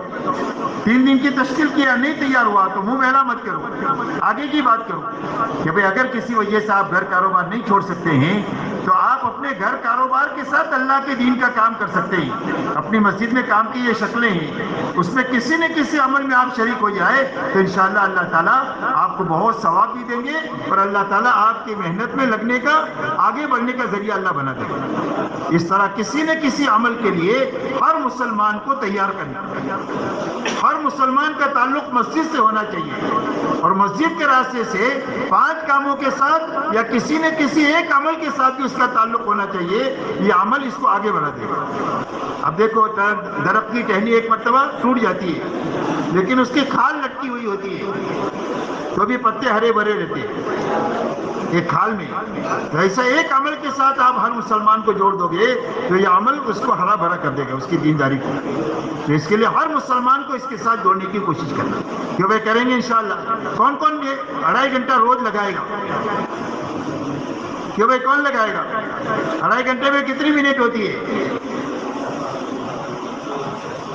150 منٹ ہوتی ہے. گھڑی دیکھ کے 150 منٹ لگانی ہے. کہ بھائی لگاؤ گے انشاءاللہ. پھر دیکھو 1 مہینے میں آپ کو اس کا نفع نظر آئے گا. 1 مہینے میں. ابھی وقت نہیں ہے ورنہ میں آپ کو کارگزاری سنا تھا کہ صحیح محنت کے کیا اثرات 1 مہینے میں 2 مہینے میں ہوتے ہیں. پورے کام کی شکل ہی صحیح ہو جائے گی اور کام بڑھ جائے گا. اتنا بڑھ جائے گا کہ آپ رو جاؤ گے خوشی کے مارے کہ تھوڑی سی محنت پر اللہ نے اتنا بڑا نتیجہ دکھا دیا. شرط یہ ہے کہ محنت صحیح ہونی چاہیے. تو اس کے لیے آپ کو 2.5 گھنٹہ لگانا ہے. اس کے ساتھ میرے دوستو روزانہ اپنی مسجد کی تعلیم میں پابندی کے ساتھ محتاج سمجھ کر عمل کی نیت سے بیٹھنا ہے کہ جو سنیں گے اس پر عمل کریں گے اور ہم اس کے محتاج ہیں. اور پابندی کے ساتھ بیٹھنا اس لیے کہ پابندی کے ساتھ جب پودے کو آپ پانی دیں گے تو روز پودا بڑھے گا. ایسا ہی تعلیم کا یہ حلقہ ہے کہ ہماری زندگیوں کا جتنا بگاڑ ہے وہ بگاڑ تعلیم کی برکت سے اللہ دور کریں گے. اللہ والے فرماتے ہیں اس کی مثال گولی کی ہے. گولی آدمی کھاتا ہے تو اس کے پیٹ میں جاتی ہے لیکن سر میں درد ہے تو یہ اثر کرے گی اور گھٹنے میں درد ہے تو یہ اثر کرے گی. ایسا ہی تعلیم کا یہ حلقہ ہے. ہماری ایمان کی کھوڑ تعلیم کی برکت سے دور ہوگی. نماز کی سستی, گھروں کے جھگڑے, حلال حرام کی رعایت کا نہ ہونا اور ریاکاری اور امت کا درد نہ ہونا, یہ ساری بیماریاں جو ہے یہ تعلیم کی برکت سے اللہ آہستہ آہستہ ختم کریں گے اور زندگیوں میں نکھار پیدا ہو جائے گا اور دین کی تکمیل زندگیوں میں تعلیم کی برکت سے ہوگی. اتنا طاقتور عمل ہے. اس لیے روز پابندی کے ساتھ تعلیم کے حلقے میں پابندی کے ساتھ بیٹھنا, سارے کاموں کو آگے پیچھے کرنا, تعلیم کے حلقے کو آگے پیچھے نہیں کرنا. کیوں بھائی کریں گے انشاءاللہ. اسی کے ساتھ اپنے گھر میں تعلیم زندہ کرنا اور محبت کے ساتھ زندہ کرنا. ڈانٹ ڈپٹ کے ساتھ نہیں, مار پیٹ کے ساتھ نہیں, جھگڑے کے ساتھ نہیں, بلکہ محبت کے ساتھ گھر میں تعلیم شروع کرو. گھر میں اگر کچھ رکاوٹ بھی ہو تو ذرا بھی غصے مت ہو. جیسے ایک نئے آدمی کو ہم سنبھالتے ہیں جماعت میں لے کر کے, ایسا ہی اپنے گھر کو سنبھالتے ہوئے محبت کے ساتھ تعلیم کا حلقہ شروع کرو. بچے اگر کھیل کود بھی کریں تو ان کی ڈانٹ ڈپٹ مت کرو, پیار سے ان کو بٹھانے کی کوشش کرو. انشاءاللہ 2-3 مہینہ ہوتے ہوتے آپ کے گھر کا ماحول بن جائے گا. اللہ نے ایسی زبردست طاقت تعلیم کے حلقے میں رکھی ہے. حضرت جی رحمۃ اللہ علیہ فرماتے تھے کہ تمہارے گھروں میں جو بے دینی کے سراغ کھلے ہوئے ہیں وہ سارے سراغ اس تعلیم کی برکت سے بند ہو جائیں گے اور اس تعلیم کی برکت سے گھر میں نماز کی فضا بن جائے گی. چھوٹے بڑے سارے نمازی بن جائیں گے. گھروں میں دین سیکھنے کا رواج پڑ جائے گا.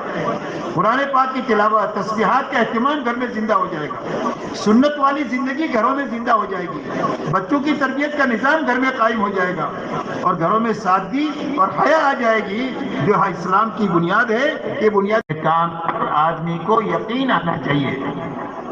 ان کی استقامت کی بنیاد کیا ہے کہ ان کو اپنا کام سمجھ میں آ گیا ہے, یعنی اپنے کام پر یقین پیدا ہو گیا ہے کہ مجھے سوئی کی ضرورت پڑے گی تو میرے کام سے آئے گی, اور بچے بڑے ہو جائیں گے تو ان کی شادیوں کا خرچہ یہ میری دکان سے, میری ملازمت سے آئے گا.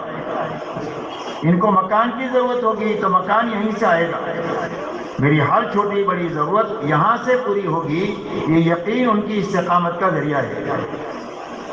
ایسا ہی ہر کام کرنے والا اس کام کو ایسا اچھا سمجھ لے کہ اس کو یقین آ جائے کہ میری زندگی کے جتنے چھوٹے بڑے مسائل ہیں اور میری آخرت کے جتنے چھوٹے بڑے مسائل ہیں وہ سارے مسائل کا حل اللہ نے اس محنت پہ رکھا ہے. اس یقین کے بغیر زندگیوں میں دعوت پر استقامت نہیں آ سکتی. کبھی کرے گا کبھی چھوڑے گا, کبھی کرے گا کبھی چھوڑے گا, اور پھر بوڑھا ہو جائے گا تو وہ بالکل ہی چھوڑ دے گا. وہ بولے اب تو میرا کام رہا ہی نہیں ہے, اب تو میرے بچے کریں گے. حالانکہ کام پر جینا اور کام پر مرنا اصل ہے. کیا اصل ہے کہ کام پر جیے اور کام پر مرے. اللہ فرماتے ہیں وَاعْبُدْ رَبَّكَ حَتَّى يَأْتِيَكَ الْيَقِينُ. فرمایا اللہ کی اطاعت اور کام میں لگے رہو. کب تک؟ فرمایا موت تک. لا تموتن الا وانتم مسلمون. فرمایا مسلمان ہو کر کے مریو, فرما بردار ہو کر کے مریو. تو فرما بردار ہو کر کون مرے گا؟ جو فرما بردار بن کر جیے گا وہ فرما بردار بن کر کے مرے گا. اس لیے کام پر جینے کا اور کام پر مرنے کا حکم ہے اللہ کی طرف سے، اور یہی معتبر ہے. فرمایا العبرۃ للخواتم، خاتمے کا اعتبار ہوتا ہے کہ خاتمہ کس پر ہو رہا ہے، کام کرتے ہوئے ہو رہا ہے کہ کام پر چھوڑ کر کے ہو رہا ہے. اس لیے میرے دوستوں کام کو اچھی طرح سمجھنا ہے اور اچھی طرح کرنا ہے، اور اچھی طرح کرتے ہوئے اچھی طرح کرنے والے آدمی اپنی زندگی میں تیار کر کے مرنا ہے، بانجھ بن کر نہیں مرنا. جو عورت بانجھ ہوتی ہے وہ زندگی بھر نکاح میں رہتی ہے، کوئی بچہ ہی نہیں پیدا ہوتا اس سے، زندگی بھر تبلیغ کیے ایک آدمی بھی نہیں بنا. یہ تبلیغی بانجھ پنا ہے. تو بانجھ بن کر نہیں مرنا چاہیے، اپنے پیچھے بہت بڑا عملہ کام کا چھوڑنا چاہیے کہ جو قیامت تک ہمارے کھاتے میں ان کے اعمال کا ثواب ان کو بھی ملتا رہے اور ہمارے پاس بھی پہنچ رہے. کیوں بھائی ان باتوں کو سامنے رکھ کر سنیں گے؟ انشاءاللہ تم اتنا آہستہ بولتے ہو کہ جیسے نیند میں آدمی بولے. کیوں بھائی ان باتوں کو سامنے رکھ کر سنو گے؟ ہاں بس ایسا جاگ کر سنو، اور جو باتیں ہوگی وہ اسی کے اطراف ہوگی جو میں نے آپ سے کہی ہے، اسی لیے کہ محنت کا وہ رخ اللہ ہم سب سے کروا دے کہ جس کے نتیجے میں ہمارا یقین بھی بڑھے، ہمارا عمل بھی صحیح ہو جائے، اور ہماری محنت سے آدمی بھی دنیا میں بنتے رہے.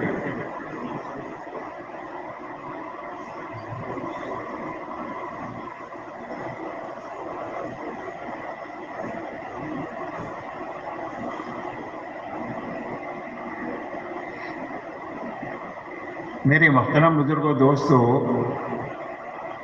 سمجھنے کی اور پوری امت کو سمجھانے کی بات یہ ہے کہ روئے زمین پر بسنے والے ہر ایک مرد اور ہر ایک عورت کی دنیا اور آخرت کے بنانے کے لیے اللہ نے اپنے پاس سے کامل اور مکمل دین اتارا ہے، اور اللہ نے اپنی سنت روئے زمین پر یہ جاری فرمائی ہے کہ جو کوئی بھی پوری دینداری کے ساتھ جیے گا اور پوری دینداری پر مرے گا، اللہ اس کی دنیا بھی اچھے سے اچھی بنا دیں گے اور اس کی آخرت بھی اللہ اچھے سے اچھی بنا دیں گے. اور جو بے دینی کے ساتھ جیے گا یا بے دینی پر مرے گا، دنیاوی اعتبار سے کتنے ہی بڑے نقشوں کا مالک کیوں نہ ہو، لیکن نتیجتاً اللہ اس کی دنیا بھی اجاڑیں گے اور اس کی آخرت ایسی اجاڑیں گے کہ اس کے بعد کبھی بھی آبادی نہیں ہوگی. اللہ کی ایسی سنت ہے کہ اس میں کبھی بھی تبدیلی نہیں ہوگی. وَلَن تَجِدَ لِسُنَّتِ اللَّهِ تَبْدِيلًا وَلَن تَجِدَ لِسُنَّتِ اللَّهِ تَحْوِيلًا. اب دینداری پر دنیا کے بننے کے کیا معنی ہے؟ دنیا کے ماننے کے معنی یہ نہیں ہے کہ دینداری کی بنیاد پر غریب آدمی مالدار بن جائے گا. اس لیے کہ مالداری اور غربت کا تعلق جو ہے وہ اللہ کی تقسیم سے ہے. اللہ جس کے لیے مالداری سمجھتے ہیں اپنے علم اور حکمت سے مناسب، اس کو مالدار بناتے ہیں اور اس کے اسباب پیدا فرماتے ہیں. اللہ جس کے لیے غربت مناسب سمجھتے ہیں، اللہ اس کو غریب رکھتے ہیں، آخرت میں اس کو بدلہ دیں گے پورا. تو ایسا نہیں ہے کہ غریب مالدار ہو جائے گا، بلکہ جس حال میں بھی آدمی ہوگا اس حال میں اللہ اس کو خوشحالی کی زندگی دیں گے. غریب ہے تو غربت میں، اور محل میں ہے تو محل میں، اور جھوپڑے میں ہے تو جھوپڑے میں، ہر حال میں اللہ خوشحالی کی زندگی عطا فرمائیں گے. خوشحالی کی زندگی کے کیا معنی ہے؟ خوشحالی کی زندگی کے معنی یہ ہے کہ اللہ تعالیٰ سب سے پہلے دلوں میں چین، اطمینان اور سکون عطا فرمائیں گے. جھوپڑے میں ہے لیکن سکون ہے، گدڑی پر ہے لیکن سکون ہے. اس لیے اللہ والے فرماتے ہیں کہ ہمارے دلوں میں سکون کا وہ دریا موجزن ہے کہ اگر بادشاہوں کو معلوم ہو جائے تو اس کو حاصل کرنے کے لیے ہمارے سے جنگ کریں. حالانکہ جھوپڑے میں ہے اور گدڑی میں ہے لیکن دلوں میں اطمینان ہے، سین ہے، سکون ہے، کوئی پریشانی نہیں. تو یہ پہلا انعام اللہ دیں گے دینداری کی بنیاد پر. دوسرا انعام اللہ یہ دیں گے کہ آپس میں محبتیں دیں گے کہ محبتوں کی وجہ سے زندگی گزارنا آسان ہو جائے گا، جھگڑوں سے زندگی مشکل ہو جاتی ہے. محبتیں پیدا فرمائیں گے دین کے راستے سے۔ تیسرا انعام اللہ دیں گے کہ دنیا حالات کا گھر ہے، کبھی دنیا میں حالات یکساں نہیں رہتے، کبھی خوشی ہے، کبھی غمی ہے، کبھی بیماری ہے، کبھی تندرستی ہے، کبھی پریشانی ہے، کبھی راحت ہے۔ تو ان حالات سے نکلنے کے لیے اللہ دعاؤں میں قبولیت عطا فرما دیں گے کہ جب کبھی بھی کوئی الجھن آئے گی اور اللہ کے سامنے ہاتھ اٹھائے گا تو اللہ اس کی الجھن کو دعا کی برکت سے ختم کر دیں گے۔ یہ دین کی برکت سے اللہ دعاؤں میں قبولیت پیدا فرمائیں گے۔ مقدر کی جو روزی ہے تھوڑی زیادہ وہ حلال اور برکت والی بنا کر کے دیں گے۔ برکت کے معنی یہ نہیں ہے کہ 2 کے 4 ہو جائیں گے، بلکہ آمدنی کا نقشہ چھوٹا سا ہے اور آمدنی تھوڑی سی ہے، لیکن اس میں اس کی کوئی ضرورت اٹکے گی نہیں، اس کی ساری ضرورتیں اس تھوڑی آمدنی میں اللہ پوری فرما دیں گے۔ برکت کے 2 نفع ہیں، ایک تو ضرورت پوری ہو جاتی ہے اور اس کے راستے سے آخرت بھی بن جاتی ہے، یہ برکت کا نفع ہے۔ تو اللہ حلال بھی دیں گے اور برکت والی روزی دیں گے اور ایسی صاف ستھری زندگی اللہ دیں گے کہ جس زندگی کو دیکھ کر ہر آدمی لالچ کرے کہ یہ زندگی تو مجھے بھی ملنی چاہیے۔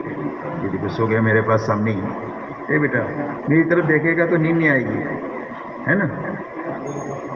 دوپہر سے پہلے نہیں سوئے میری طرف دیکھو۔ ہاں بیٹا، اس لیے کہ آپ لوگوں نے اوپر بٹھایا نا میرے کو، تو مجھے نظر آتا ہے کہ کون سو رہا ہے کون جاگ رہا ہے۔ تو جب بہت زیادہ لوگ سوئیں گے تو پھر مجلس ختم کر دینی پڑے گی، ہے نا؟ تو مجلس تو وقت سے پہلے ختم نہیں ہونی چاہیے، کام تو پورا ہونا چاہیے نا بھائی۔ تو اس کے لیے جاگ کر سنو۔ اللہ تعالیٰ آپ حضرات کو بہت جزائے خیر دے۔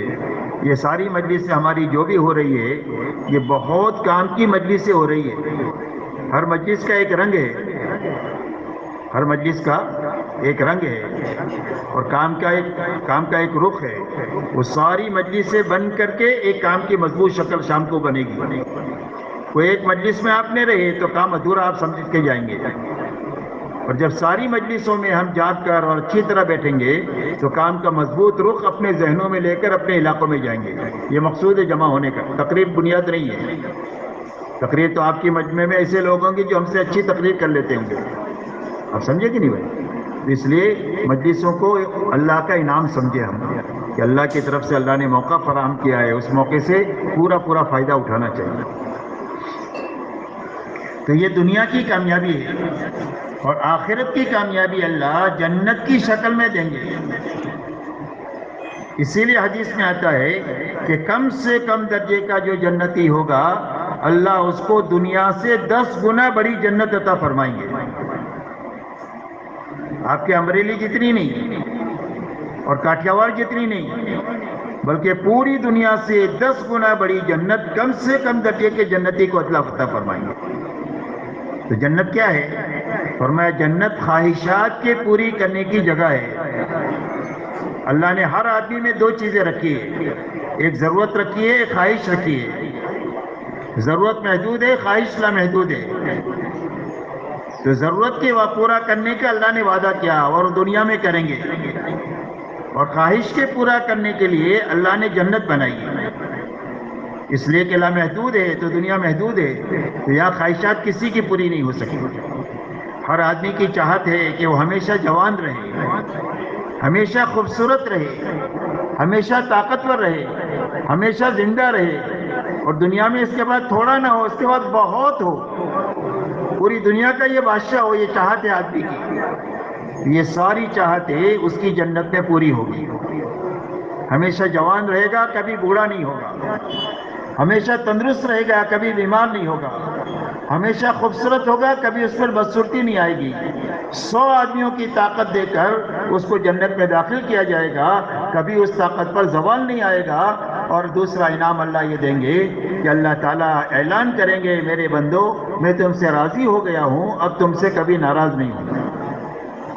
یہ 2 انعام کی شکل میں اللہ تعالیٰ ہر جنتی کو آخرت میں یہ انعام دیں گے، جہاں ہمیشہ رہنا ہوگا، کبھی وہاں سے نکلنا نہیں ہوگا۔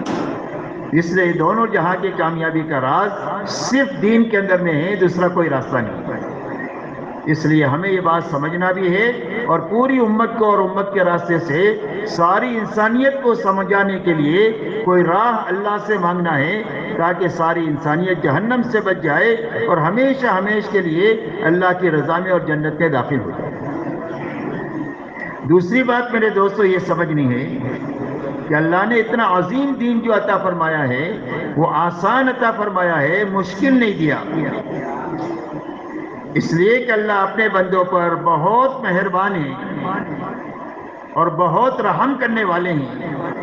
اللہ کو اپنے بندوں سے بہت محبت ہے، تو اس محبت کے ناطے اللہ نے جو دین دیا ہے وہ آسان دیا ہے، مشکل نہیں دیا۔ اس لیے اللہ قرآن میں ارشاد فرماتے ہیں یرید اللہ بکم اليسر ولا یرید بکم العسر، اللہ تمہارے لیے آسانی چاہتے ہیں، تمہارے لیے تنگی نہیں چاہتے۔ تمہارے دین میں اللہ نے کوئی تنگی نہیں رکھی۔ قرآن میں اعلان فرمایا لا یکلف اللہ نفسا الا وسعها، فرمایا اللہ تعالیٰ کسی آدمی کو بھی اس کی طاقت سے زیادہ کا مکلف بناتے ہی نہیں۔ جو حکم جس کی طرف متوجہ ہے اس لیے ہے کہ وہ کرنا اس کے بس میں ہے، اس کے لیے اللہ حکم دیتے ہیں، ورنہ حکم نہیں دیں گے۔ اسی لیے آپ دیکھو زکوٰۃ اور حج اللہ نے سب پر نہیں فرض کیا، وہ فرض ہوگا شرائط کے ساتھ فرض ہوگا، باقی شرائط پوری نہیں ہوگی تو زکوٰۃ بھی فرض نہیں اور حج بھی فرض نہیں۔ لیکن نماز روزہ سب کے بس میں ہی، اس لیے نماز روزہ اللہ نے سب پر فرض فرمایا، مردوں پر بھی اور عورتوں پر بھی۔ لیکن اس میں بھی اللہ نے یہ آسانی دے دیا کہ اگر آپ بیمار ہو گئے ہیں، آپ وضو نہیں کر سکتے ہیں تو تیمم کر کے پڑھ لیں۔ تیمم نہیں کر سکتے، تیمم کر لیا آپ نے، کھڑے ہو کر نہیں پڑھ سکتے ہیں تو بیٹھ کر پڑھ لیں، بیٹھ کر نہیں پڑھ سکتے لیٹ کر پڑھ لیں، یہ آسانی دیا۔ آپ سفر میں ہیں، عشاء کی 17 رکعت نہیں پڑھ سکتے ہیں، 2 رکعت فرض پڑھ لیں، 3 رکعت وتر پڑھ لیں، آپ کو 17 رکعت کا ثواب ملے گا۔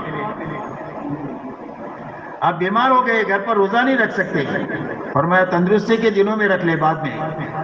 آپ سفر میں ہیں، روزہ رکھنا مشکل ہے تو فرمایا سفر میں روزہ نہ رکھیں، واپس آ کر اپنا روزہ رکھ لیں۔ اگر ایسی مشکل ہے کہ روزہ رکھنا ہو ہی نہیں سکتا ہے تو واپس آ کر کے آپ گھر پر روزہ رکھیں، اس لیے کہ اللہ نے دین کو آسان بنایا ہے۔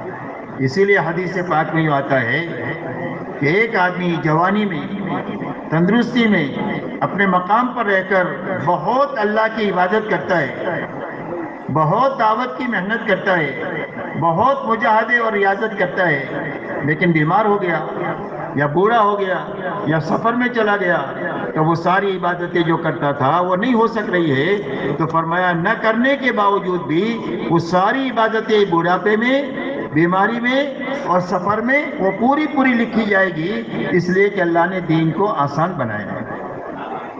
اس لیے اچھی طرح یہ بات سمجھنا ہے اور امت کو سمجھانا ہے، اس لیے کہ اگر امت میں چلے پھرے تو آج ایک بات جو ہمارے سامنے آتی ہے کہ دنیا کا کوئی بھی کام نہیں چھوٹا ہے، صرف اگر کوئی چیز چھوٹی ہے امت میں سے تو دین چھوٹا ہے۔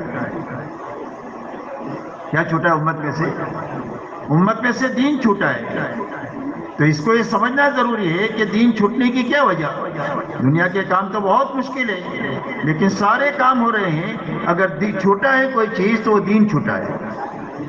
یہاں تک کہ ہماری دینی کمزوری کا حال یہ ہے کہ آپ کہنے کو یہ کہہ لو کہ دنیا میں 50-60 مسلمانوں کے ملک ہے، لیکن کوئی ملک ایسا نہیں بتا سکتے ہیں کہ جہاں کے 100% مسلمان پورے دین پر چل رہے ہو۔ کوئی صوبہ، کوئی تحصیل، کوئی گاؤں جس میں 3000 مسلمانوں کی فیملیاں رہتی ہوں اور 30,000 بالغ مرد اور عورتیں رہتی ہوں اور وہ پورے دین پر چل رہے ہوں، ایسا گاؤں بتانا ہمارے لیے مشکل ہے کہ بھائی بات میں صحیح کہہ رہا ہوں کہ غلط کہہ رہا ہوں۔ تو یہ سمجھنے کی ضرورت ہے کہ یہ آسان دین امت میں سے کیوں چھوٹا، تاکہ اس کا علاج سمجھ میں آئے۔ جب تک بیماری سمجھ میں نہیں آئے گی، جب تک علاج سمجھ میں نہیں آئے گا، تو اس کی چھوٹنے کی کیا وجہ؟ اگر آپ اور ہم غور کریں گے تو اس کی ایک ہی وجہ سمجھ میں آتی ہے، دوسری کوئی وجہ نہیں ہے۔ ایک تو دین کی چھوٹنے کی وجہ یقین کی خرابی ہے، یقین کی کمزوری ہے۔ اس لیے کہ آدمی معلومات کی وجہ سے دین پر نہیں چلتا. کہ ایک آدمی کو معلوم ہے کہ 5 وقت کی نماز فرض ہے تو نماز پڑھے گا. کیوں ایسا ہے؟ تو معلومات کی وجہ سے دین پر نہیں چلتا. ایسا ہی وسائل کی وجہ سے دین پر نہیں چلتا. کہ بھئی گاؤں میں مسجد ہے تو سارے لوگ نمازی ہوں گے، اس لیے کہ نماز کی جگہ موجود ہے تو کیوں نماز نہ پڑھے. تو ایسا نہیں ہے، بلکہ آدمی کے دین پر چلنے کی بنیاد صرف یقین ہے. اسی لیے سارے نبی سب سے پہلے آ کر کے یقین اور ایمان کے بنانے کی محنت کرتے ہیں کہ جب ایمان بن جائے گا اور یقین بن جائے گا تو اس پر اسلام کی عمارت کھڑی ہو جائے گی. اس لیے سب سے پہلی وجہ یقین کی خرابی ہے اور یقین کی کمزوری ہے. دوسری وجہ ماحول کی خرابی ہے. کس کی خرابی ہے؟ ماحول کی خرابی. کہ ہمارے گھر سے لے کر عالم کا ماحول دینداری کے لیے معاون بننے کے بجائے بے دینی کے لیے اور دنیا کے لیے معاون ہے. اور ماحول کا اثر ایسا ہے جیسا کہ موسم کا اثر ہوتا ہے.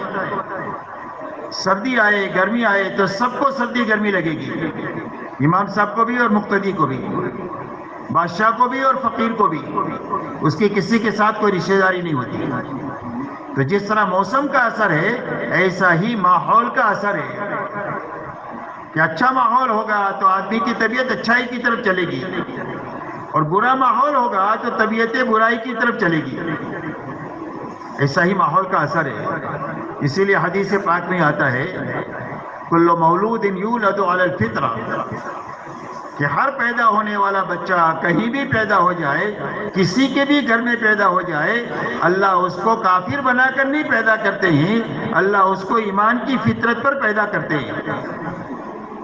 بڑے سے بڑا ولی بننے کی استعداد رکھ کر اللہ اس کو دنیا میں بھیجتے ہیں.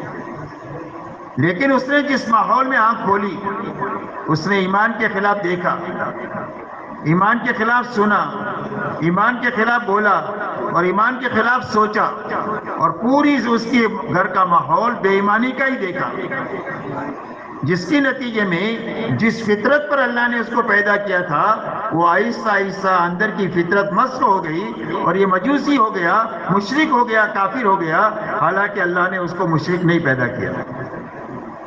ماحول کا اتنا اثر ہے کہ جو آدمی کی فطرت کو مسخ کر دیتا ہے.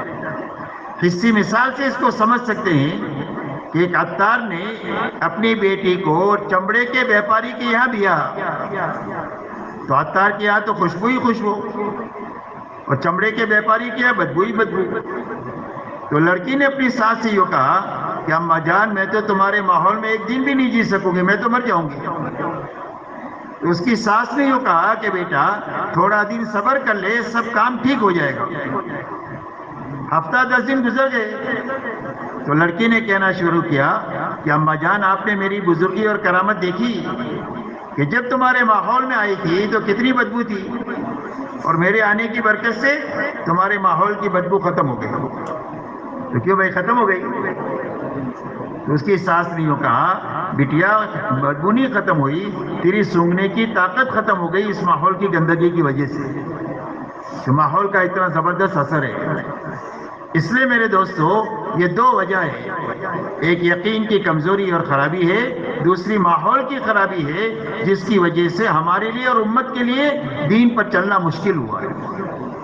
اگر ہم یہ چاہتے ہیں کہ دین ہمارے لیے آسان ہو جائے، ہمارے بچوں کے لیے آسان ہو جائے، ہماری عورتوں کے لیے آسان ہو جائے اور ہماری نسلوں کے لیے آسان ہو جائے، تو اس کے لیے ایک ہی راستہ ہے، دوسرا کوئی راستہ نہیں ہے. ایک راستہ میرے دوستو یہ ہے کہ ہر فرد امت کا 2 لائن کا یقین بننا چاہیے، اور بیک وقت میں اپنے گھر سے لے کر عالم کا ماحول بننا چاہیے. اگر یہ 2 چیزیں بن جائے گی تو ہر آدمی کے لیے دین پر چلنا آسان ہو جائے گا، بلکہ دین پر چلنا لذیذ ہو جائے گا. دین پر چلنے میں جو لذت اللہ نے رکھی ہے وہ دنیا کے بڑے بڑے بنگلوں میں اور بڑی بڑی گاڑیوں میں اور عمدہ عمدہ کھانوں میں وہ لذت اللہ نے نہیں رکھی ہے جو لذت اللہ نے اپنے حکم کے پورا کرنے میں رکھی ہے. لیکن وہ اس وقت میں ہوگا جب 2 چیزیں بنیں. ایک تو یقین بننا چاہیے، 2 لائن کا یقین. ایک تو اللہ کی ذات اور صفات کا یقین کہ اللہ اپنی ذات میں بھی بڑھے اور اللہ اپنی صفات میں بھی بڑھے. تو اللہ کتنے بڑے. فرمایا اگر دنیا کے جتنے سمندر ہے اس کی روشنائی بنا دی جائے اور دنیا کے سارے درختوں کا قلم بنا دیا جائے اور سارے اولین اور آخرین اللہ کی بڑائی کو لکھنا شروع کرے تو روشنائی ختم ہو جائے گی, قلم ختم ہو جائیں گی, اور اللہ کی بڑائی ختم نہیں ہوگی. اللہ اکبر, اللہ اس سے بھی بڑے. اللہ پالنے والے بڑے, اللہ پیدا کرنے والے بڑے, اللہ بنانے والے بڑے, اللہ حفاظت کرنے والے بڑے, اللہ انعامات دینے والے بڑے, اللہ تعالیٰ پکڑنے والے بڑے. اللہ کے 99 نام ہیں, وہ سارے نام اللہ کے لامحدود ہیں. تو اللہ اپنی ذات میں بھی بڑے اور اپنی صفات میں بڑے. سب سے پہلے ہمارے دل کا یقین یہ بنے, اس لیے کہ یقین کی جگہ انسان کا دل ہے, اور موت کے وقت میں آدمی کی زبان سے وہ بات نکلے گی جو اس کے دل میں ہے وہ نکلے گی, زبان کی بات موت کے وقت میں نہیں نکلے گی. دوسرا یقین پیدا ہو اللہ کے وعدے اور وعید کا. اللہ تعالیٰ نے 2 لائن کے احکامات اتارے ہیں, ایک کرنے کے لائن کے احکامات اتارے ہیں, دوسرا بچنے کے لائن کے احکامات اتارے ہیں. یہ کرنا اور اس سے بچنا. تو کرنے پر اللہ نے انعامات کے وعدے کیے ہیں, اس کو وعدہ کہتے ہیں. کرنے کے کام چھوڑنے پر اللہ نے وعیدیں بتلائی ہیں. نہ کرنے کے کام نہ کریں بچ جائیں گے تو اس پر اللہ کے انعامات ہیں, اور نہ کرنے کے کام کریں گے تو اس پر اللہ کی طرف سے وعیدیں ہیں. اس کو وعدہ وعید کہتے ہیں. جو اللہ تعالیٰ نے یہ 2 لائن کا علم اتارا ہے. سارے نبیوں کو اللہ نے بشیر اور نذیر بنا کر کے بھیجا ہے کہ وہ بشارتیں سناتے ہیں اور انجام کار سے آگاہ کرتے ہیں. اسی لیے مثال سے سمجھیں کہ حضور صلی اللہ علیہ وسلم یہ فرماتے ہیں کہ سچ بولو گے تو نجات پاؤ گے اور جھوٹ بولو گے تو ہلاک ہو جاؤ گے. تو سچ پر نجات کا وعدہ ہے اور جھوٹ پر ہلاکت کی وعید ہے. یہ وعدہ اور یہ وعید. آپ مال کی زکوٰۃ دو گے تو آپ کا مال بڑھ جائے گا, یہ وعدہ ہے, اور محفوظ ہو جائے گا, یہ اللہ کی طرف سے وعدہ ہے. اور اگر آپ سود میں ہاتھ ڈالو گے تو اللہ تعالیٰ آپ کے مال کو مٹا دیں گے, یہ وعید ہے. ایسا ہی پورا قرآن اور حدیث وعدے اور وعید سے بھرا ہوا ہے. تو یہ یقین پیدا ہو جائے کہ اللہ نے جس عمل پر جو وعدہ کیا ہے اور نبی نے جس وعدے کی خبر دیا ہے اور جس عمل پر اللہ نے جو وعید بتلائی ہے اور نبی نے جس وعید کی خبر دیا ہے وہ یقینی ہے, اس کے خلاف ہو نہیں سکتا ہے. آسمان اپنی جگہ سے ہل سکتا ہے لیکن اللہ کی اور نبی کی دی ہوئی خبر غلط نہیں ہو سکتی ہے. یہ یقین دل میں پیدا ہو جائے. پہلی بنیاد کیا ہے؟ 2 لائن کا یقین بننا, اللہ کی ذات اور صفات کا, اللہ کے وعدے اور وعید کا. دوسرا, ہمارے ماحول میں 2 چیزیں زندہ ہونی چاہیے. ایک تو اللہ کی عبادت زندہ ہونی چاہیے اور ایک آپس میں بھائی چارہ زندہ ہونا چاہیے. کیا زندہ ہونا چاہیے؟ ماحول کے اچھا ہونے کے کیا معنی؟ ماحول کے اچھا بننے کے معنی یہ ہے کہ ایک تو ماحول میں اللہ کی عبادت اور بندگی زندہ ہونا چاہیے. عبادت بندے کے ذمہ کیا ہے؟ اللہ کی بندگی ہے, اللہ کی عبادت ہے. تو عبادت کس کو کہتے ہیں؟ عبادت کہتے ہیں اللہ کی اطاعت اور فرما برداری کو, کہ اللہ کے جتنے کرنے کے لائن کے احکامات آئے ہیں ان سارے حکموں کو پورا کرتے ہوئے جینا. ایمانیات میں, عبادت میں, معاشرت میں, معاملات میں, اخلاق میں, نیت میں جو کرنے کے لائن کے احکامات دیے ہیں وہ سارے احکامات کو پورا کرتے ہوئے جینا, اور جن چیزوں سے منع کیا ہے اس سے رکتے ہوئے جینا. اس کا نام عبادت ہے, اس کا نام بندگی ہے, اس کا نام اللہ کی اطاعت اور فرما برداری ہے. تو ہمارے ماحول میں ایک عبادت زندہ ہونا چاہیے.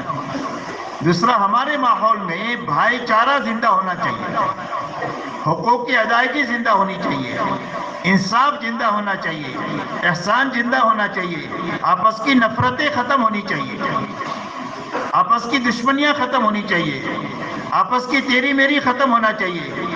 کسی کی جان مال کے اوپر ہاتھ ڈالنے سے اپنے آپ کو بچنا چاہیے. اس لیے کہ حدیث پاک نے یہ فرمایا کہ تم میں کیا کوئی بھی کامل مومن بن نہیں سکتا ہے جب تک اپنے بھائی کے لیے وہ چیز پسند نہ کرے جو اپنے لیے پسند کرتا ہے. یہ ایمان کے کمال کی علامت ہے۔ فرمایا جنت میں داخل نہیں ہو سکتے جب تک تم ایمان نہ لاؤ، اور تمہارا ایمان کامل نہیں ہو سکتا ہے جب تک آپس میں ایک دوسرے سے تم محبت نہ کرو۔ محبت کرنا ایمان والے سے یہ ایمان کی علامت ہے۔ مولانا سعید خان صاحب رحمۃ اللہ علیہ فرماتے تھے کہ لوگ تو اللہ سے ملک و مال مانگتے ہیں، میں اللہ سے ایمان والوں کی محبت مانگتا ہوں۔ حدیث پاک میں فرمایا کہ سارے ایمان والوں کی مثال ایک جسم کے مانند ہے۔ جسم کے سارے اعضاء کی شکل الگ ہے اور ہر ایک کا کام الگ ہے، لیکن آپس میں اتنا جوڑ ہے کہ ٹھوکر لگ جائے تو پورے جسم کو اس کی تکلیف ہوتی ہے، اور اچھا کھانا کھا لے رات کو سو جائے پورے جسم کو اس کی لذت اور راحت محسوس ہوتی ہے۔ اور میں ایسی ایمان والوں کی مثال ہے۔ ایک عضو دوسرے عضو کی برائی نہیں سوچ سکتا کبھی بھی۔ پیر کبھی نہیں کہے گا کہ میں تیرے بوجھ کو کیوں اٹھاؤں۔ زبان کبھی یہ نہیں کہے گی کہ میں پیر کے لیے کیوں استعمال ہوں۔ اپنے لیے ہر عضو کم کام کرتا ہے، دوسرے کے لیے زیادہ کام کرتا ہے۔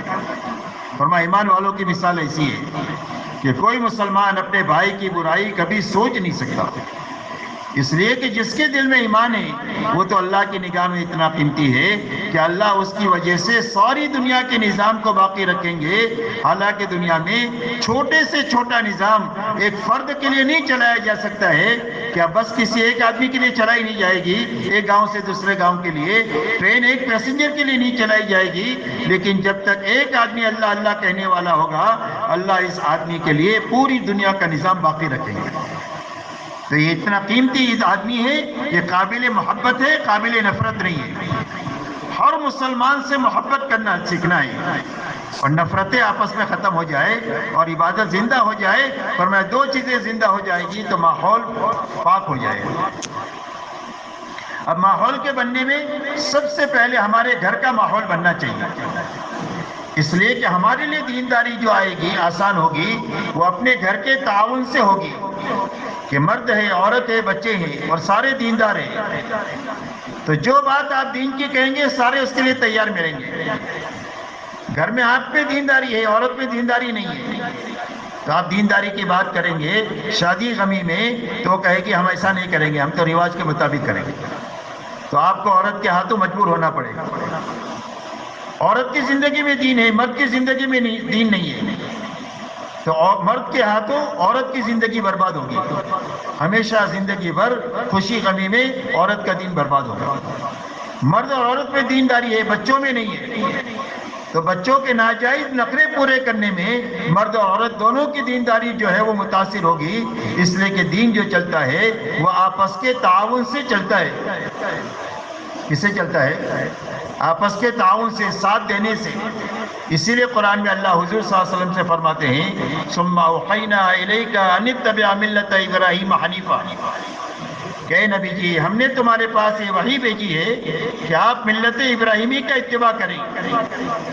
تو ملت ابراہیمی میں کیا ہے؟ کہ ملت ابراہیمی میں ابراہیم ہے، اسماعیل اور حاجر ہے علیہم الصلاۃ والسلام، ایک مرد ہے، ایک عورت اور ایک بچہ ہے، اور تینوں کا ایک دوسرے کو تعاون ہے۔ حضرت ابراہیم علیہ السلام کو حکم ہوا کہ اپنے بیوی بچے کو وادی غیر ذی زرع میں یعنی موت کے منہ میں چھوڑ کر آپ کا ہمارے کام کے لیے جائیے، کہ بھئی حکم آسان ہے کہ مشکل ہے؟ تو مشکل حکم آسان کیسے ہوا؟ کہ مائے حاجرہ نے یہ فرمایا کہ اللہ نے آپ کو حکم دیا ہے تو آپ جائیے، اللہ ہم کو ضائع نہیں کریں گے، اس لیے کہ اللہ کے احکامات انسانوں کی آبادی کے لیے ہوتے ہیں، بربادی کے لیے نہیں ہوتے۔ تو اتنا بڑا حکم آسان ہو گیا۔ حضرت ابراہیم علیہ السلام کو حکم ہوا کہ اپنے بیٹے اسماعیل کو اپنے ہاتھوں سے آپ ذبح کریں، تو حکم آسان ہے کہ مشکل ہے؟ کیوں بھائی کیا ہے؟ بولو، مشکل حکم ہے۔ آسان کیسے ہوا؟ کہ حضرت اسماعیل نے یہ کہا یا ابت افعل ما تؤمر ستجدنی ان شاء اللہ من الصابرین، فرمائے ابا جان اللہ آپ کو جو حکم دے رہے ہیں وہ آپ کر گزریے اور آپ مجھے صبر کرنے والا پائیں گے۔ جان اللہ ہی کی دی ہوئی ہے، اللہ کے حکم پر لگ جائے تو کام ہو جائے اور حکم پورا کرتے ہوئے بچ جائے تو کام ہو جائے۔ جان اللہ پر لگانے ہی کے لیے اللہ نے دی ہے، تو اتنا بڑا حکم آسان ہو گیا آپس کے تعاون کی وجہ سے۔ اس لیے ہمارے گھر کا ماحول ہماری تبلیغ کے ذریعے سے سب سے پہلے بننا چاہیے. ہماری تبلیغ کا اثر ہمارے گھر پر سب سے پہلے دکھنا چاہیے. پھر ہمارے محلوں کا ماحول بننا چاہیے. اس لیے کہ بہو کہاں سے لائیں گے آپ؟ کیونکہ ماحول میں سے تو لانا پڑے گا. اپنی بیٹی کو آپ کہاں بھی آئیں گے؟ ماحول میں ہی دینا پڑے گا. تو ماحول ہمارے گھروں کے ساتھ ہمارے محلوں کا، بازاروں کا ماحول بننا چاہیے. آپ تجارت کہاں کریں گے؟ سارے بے ایمان ہوں گے تو آپ کے لیے تجارت مشکل ہو جائے گی. تو ہمارے بازاروں کا ماحول بننا چاہیے، ہمارے شہروں کا اور ملکوں کا ماحول بننا چاہیے، اور بیک وقت میں عالم کا ماحول بننا چاہیے. اس لیے کہ پورا عالم ایک محلے جیسا ہو گیا ہے. محلے میں یہاں سے آواز لگاؤ تو کونے میں چلی جاتی ہے. اور دنیا میں کوئی اچھائی چلے تو چند سیکنڈ میں دنیا میں پہنچ جاتی ہے، اور کوئی برائی چلے تو چند سیکنڈ میں پوری دنیا میں پہنچ جاتی ہے. اتنی دنیا چھوٹی ہو گئی ہے. اس لیے ہمارے گھر سے لے کر پورے عالم کا ماحول بیک وقت میں بننا چاہیے، اور ہر فرد امت کا 2 لائن کا یقین بننا چاہیے. تو دین آسانی نہیں ہوگا بلکہ دین پر چلنا لذیذ ہو جائے گا. اللہ والے فرماتے ہیں اہل اللیل فی لیلتہم الذ من اہل اللہ فی لہوہم. اللہ والے فرماتے ہیں کہ اللہ والوں کو رات کو جاگنے میں اور اللہ کے سامنے گھنٹوں کھڑے ہونے میں اور آہوزاری کرنے میں وہ لذت محسوس ہوتی ہے جو کھیل کود والوں کو ان کے کھیل کود میں وہ لذت نہیں ملتی ہے. اللہ نے اتنی لذت دین میں اور دین کے کاموں میں رکھی ہے. شرط یہ ہے کہ یقین بننا چاہیے اور ماحول بننا چاہیے.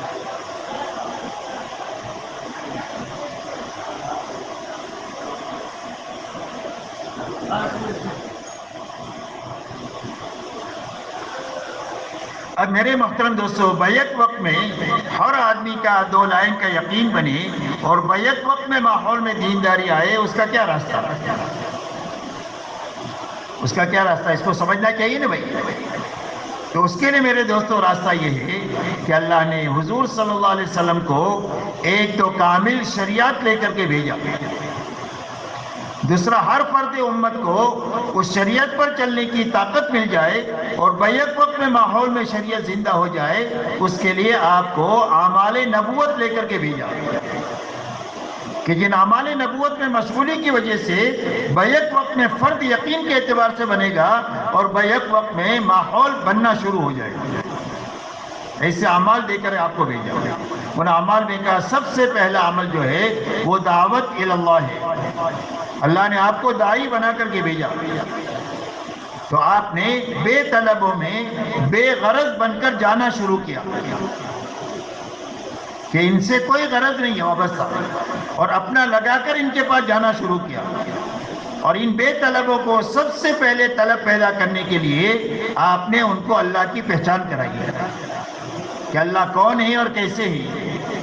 اس لیے کہ جب تک اللہ کی پہچان نہیں ہوگی، جب تک آدمی اللہ کی اطاعت پر کھڑا نہیں ہوگا. اسے اللہ کی پہچان کرانے کے لیے اللہ کی قدرت سمجھانا، اللہ کے خزانے سمجھانا، اللہ کے احسانات سمجھانا، تاکہ اس کے راستے سے لوگوں کے دلوں میں اللہ محبوب ہو جائے. انسان تو احسان کا غلام ہوتا ہے. کوئی آدمی بھوک سے مر رہا ہو اور کوئی آدمی اس کو کھلا دے اور اس کی زندگی بچا دے، کہ وہ زندگی بھر اس کے احسان بھول سکتا ہے؟ نہیں بھول سکتا. تو جس اللہ کے اتنے احسانات ہیں کہ اگر آدمی گننا چاہے نہیں گن سکتا ہے، لیکن اس کو بھولے ہوئے ہیں، جس کی وجہ سے اللہ کو بھولے ہوئے ہیں، تو احسانات یاد ہو جائیں گے تو اللہ کی محبت دل میں پیدا ہو جائے گی. تو سب سے پہلا نبیوں کا کام توحید ہے کہ لوگوں کو یہ سمجھانا کہ اللہ ایک ہے اور وہی کرتا دھرتا ہے. دوسری بات میرے دوستو، یہ نبیوں کی دعوت میں یہ ہے کہ انسانوں کو یہ بات سمجھانا کہ اتنے بڑے اللہ کو اپنے ساتھ کرنے کا راستہ ملک اور مال کا نہیں ہے، بلکہ اللہ کے حکموں پر عمل کرنا ہے اور اللہ کی نافرمانی سے بچنا ہے. اس لیے حکموں پر چلنے کا نفع سمجھانا اور بے حکمی کا نقصان سمجھانا یہ نبیوں کی دعوت کی دوسری بنیاد ہے. تیسری بنیاد میرے دوستو یہ ہے کہ انسانوں کو یہ بات سمجھانا کہ جب تم اللہ کے حکموں پر عمل کر لو گے اور اللہ کی نافرمانی سے بچ جاؤ گے تو اللہ تمہاری آخرت بنا دیں گے اور اللہ تمہارے دوست بن جائیں گے. جب تم حکموں کے راستے سے اللہ والے بن جاؤ گے تو اللہ تمہارے ہو جائیں گے. من کان للہ کان اللہ لہ، جو اللہ کا ہو جاتا ہے اللہ اس کے ہو جاتے ہیں، اور اللہ جس کا ہو جائے پوری دنیا اس کی ہے، جس کا رب اس کا سب، ساری دنیا اس کی ہے، دنیا کی کوئی طاقت اس کا بال بیکا نہیں کر سکتی ہے جس کے اللہ بن جائے، ساتھی دوست بن جائے۔ کتابوں میں واقع آتا ہے کہ ایک اللہ والے راستہ چل رہے تھے اور سامنے سے ایک آدمی اپنی عورت کے ساتھ آ رہا تھا، ان اللہ والوں کی پیر کی ٹھوکر سے مٹی اڑی، اس عورت کے کپڑے پر آ گئی، اس کے یار کو غصہ آیا، اس نے اٹھا کر ایک تماچا مار دیا، اللہ والوں کو تماچا مارتے ہی دھڑام سے گرا اور مر گیا۔ اس نے عورت نے شور مچایا، مار دیا مار دیا مار دیا، لوگ جمع ہو گئے، پوچھا کیا ہوا؟ کہا کچھ بھی نہیں ہوا، یہ تو یاروں کا معاملہ ہے۔ کس کا معاملہ ہے؟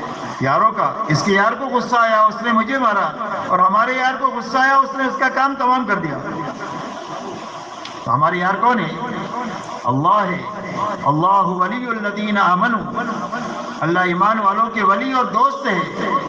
تبلیغ کا کام اللہ سے دوستی کرنے کا کام ہے کہ ہم اللہ کے بن جائے اور اللہ ہمارے بن جائے، بس ہمارا کام بن گیا۔ دنیا کی کوئی طاقت ہم کو نقصان نہیں پہنچا سکتی ہے اگر ہم اللہ کے ہو جائے اور اللہ ہمارے ہو جائے۔ بات سمجھ میں آ رہی ہے؟ تو اس لیے نبیوں کی دعوت کی یہ بنیاد ہے، اللہ سمجھانا، دین کا نفع سمجھانا، بے دینی کا نقصان سمجھانا، آخرت سمجھانا، اور اللہ کی راضی ہونے کے راستے سے دنیا کا بننا سمجھانا کہ جب تمہاری آخرت بن جائے گی تو اللہ تمہاری دنیا بھی اچھے سے اچھی بنا دے گا۔ یہ سب سے پہلی بنیاد ہے دعوت کی۔ دوسرا، نبیوں کو اللہ تعالیٰ نے علم لے کر کے بھیجا، جو میں نے پہلے کہا وعدے اور وعید کا علم۔ تو اب طلب پیدا ہو گئی، تو اب ان کو تعلیم کے حلقوں میں لانا اور ان کو علم دینا دین کا، اور اسی کے ساتھ دین کا عمل دینا، اس کا نام ذکر ہے۔ سارے نبی دعوت، علم اور ذکر کے ساتھ بھیجے گئے۔ دعوت، تعلیم اور تزکیہ، دعوت، علم اور ذکر، ان تین بنیادوں کے ساتھ سارے نبیوں کی بعثت ہوئی کہ اب طلب پیدا ہو گئی ہے تو اب ان کو دین کا علم دو، اسی کے ساتھ دین کا عمل بھی سکھاؤ کہ نماز کا یہ علم ہے، نماز کا یہ طریقہ ہے، زکوٰۃ کا یہ علم ہے، زکوٰۃ کا یہ طریقہ ہے، ہر رکن کا اور ہر جز کا علم دینا اور اس کا عمل دینا۔ عمل کا نام ہی ذکر ہے، اسی لیے فرمایا کل مطیع ذاکر، ہر اطاعت کرنے والا آدمی ذاکر ہے، ہر اطاعت کرنے والا آدمی ذاکر ہے۔ ایک آدمی راستہ چل رہا ہے، ہاتھ پہ تسبیح ہے لیکن حرام دیکھتا ہے، یہ ذاکر ہے کہ غافل ہے؟ بتاؤ، غافل ہے۔ اور ہاتھ میں تسبیح نہیں ہے لیکن حرام سے نگاہ بچا کر کے جا رہا ہے تو یہ ذاکر ہے۔ ایک آدمی دکان میں سودا پورا دیتا ہے، ہاتھ میں تسبیح نہیں ہے تو یہ ذاکر ہے۔ لیکن نوکر کو کہہ دیا کہ 1 کلو میں 900 گرام ہی دینا، ہاتھ میں تسبیح لے کر بیٹھا ہے، یہ کیا ہے؟ فرمایا غافل ہے۔ تو ذکر کی حقیقت کیا ہے کہ جس وقت میں اللہ کا جو حکم ہے اس کو پورا کرنا، یہ حقیقت میں ذکر ہے۔ اور وہاں تک پہنچنے کے لیے یہ ساری ہماری ذکر کی لائنیں ہیں۔ قرآن پاک کی تلاوت، جیسا آپ نے صبح میں سنا انفرادی اعمال میں، کہ انفرادی اعمال کے ذریعے سے ہم کو وہاں تک پہنچنا ہے کہ جس وقت میں جو اللہ کا حکم ہے وہ پورا کرنا ہم کو آ جائے۔ وہاں تک پہنچنے کے لیے ہم کو یہ ساری ذکر کی لائن کا اہتمام بھی کرنا ہے اور کرتے رہنا بھی ہے۔ چوتھی چیز نبی جو ہے وہ اخلاق لے کر بھیجے گئے کہ کسی سے کچھ لیں گے نہیں، اپنا لگا کر کریں گے، کسی سے کچھ لیں گے نہیں، اپنا لگا کر کام کریں گے، امت کی خدمت کر کے ان کو دین دیں گے۔ یہ نبیوں کے اعمال ہے، دعوت ہے، علم ہے، ذکر ہے اور اخلاق ہے۔ آپ نے ان اعمال نبوت میں پوری امت کو مشغول فرمایا، اور اتنا مشغول فرمایا جتنا ان اعمال میں لگنے کا تقاضا تھا۔ ہم اپنے گھر کاروبار میں کتنا لگتے ہیں؟ جتنا گھر کاروبار کا تقاضا ہوتا ہے، تو سارے تقاضے پورے ہو رہے ہیں، اور تبلیغ میں پھونک پھونک کر کے چلتے ہیں تو سارے تقاضے ضائع ہوتے رہتے ہیں۔ یہ سمجھنے کی باتیں ہیں، اللہ ہم سب کو سمجھا دے گا۔ گھر کاروبار میں کتنا لگتے ہیں بھائی؟ جتنا تقاضا ہے اتنا لگتے ہیں۔ حضور صلی اللہ علیہ وسلم نے پوری امت کو ان اعمال نبوت میں اتنا لگایا جتنا ان اعمال میں لگنے کا تقاضا تھا۔ اور ان اعمال میں لگنے لگانے کے لیے آپ نے امت کے لیے 2 میدان تجویز فرمائے، ایک نقل و حرکت کا، ایک مقامی محنت کا، ایک ہجرت کا، ایک نصرت کا، ایک ہجرت کا اور ایک نصرت کا. 2 ہی جماعتیں ہیں، تیسری کوئی جماعت نہیں ہے، یا تو مہاجرین ہے یا انصار ہے. اور اللہ نے قرآن میں فرمایا والسابقون الاولون من المہاجرین والانصار والذین اتبعوهم باحسان رضی اللہ عنہم ورضوا عنہ. فرمایا سابقین اولین مہاجرین اور انصار میں کے، اور جو ان کے پیچھے پیچھے اخلاص کے ساتھ چلا اللہ ان سے بھی راضی ہو گیا اور پیچھے چلنے والوں سے بھی اللہ راضی ہو گیا.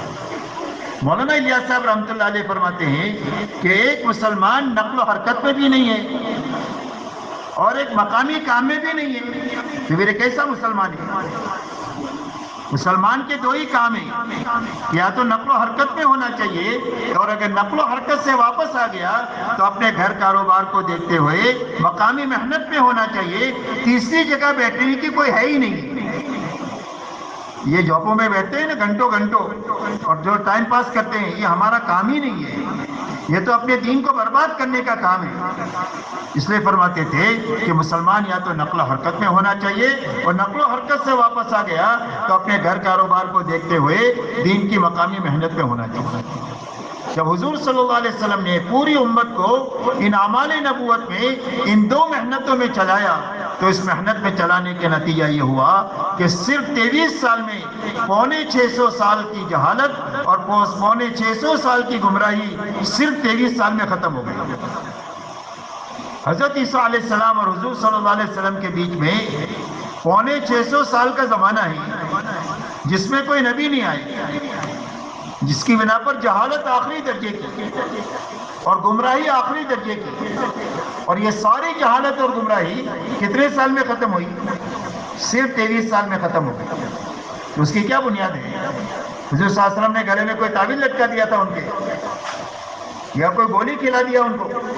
کہ نہیں، ان کو صحیح محنت سے گزار دیا، ان کو صحیح محنت سے گزار دیا اور صحیح اعمال نبوت سے گزار دیا، اور اتنا گزار دیا جتنا اعمال میں لگنے کا تقاضا تھا، اتنا پھرایا جتنا پھرنے کا تقاضا تھا، اور اتنا مقامی کام میں لگایا جتنا مقامی کام میں لگنے کا تقاضا تھا، جس کے نتیجے میں اللہ نے 23 سال میں 650 سال کی جہالت اور گمراہی کو ختم فرما کر کے دونوں کام کو وجود دے دیا، مجمع کو بھی یقین کے اعتبار سے بھی بنا دیا اور ان کا ماحول بھی بنا دیا.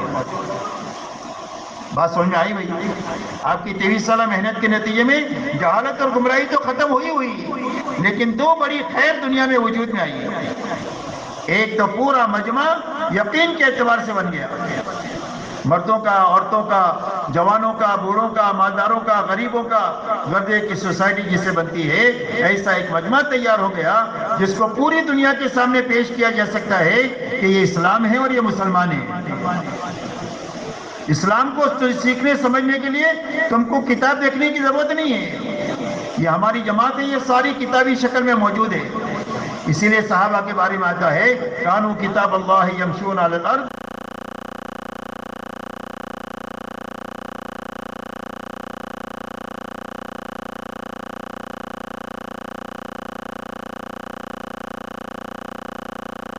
ہاں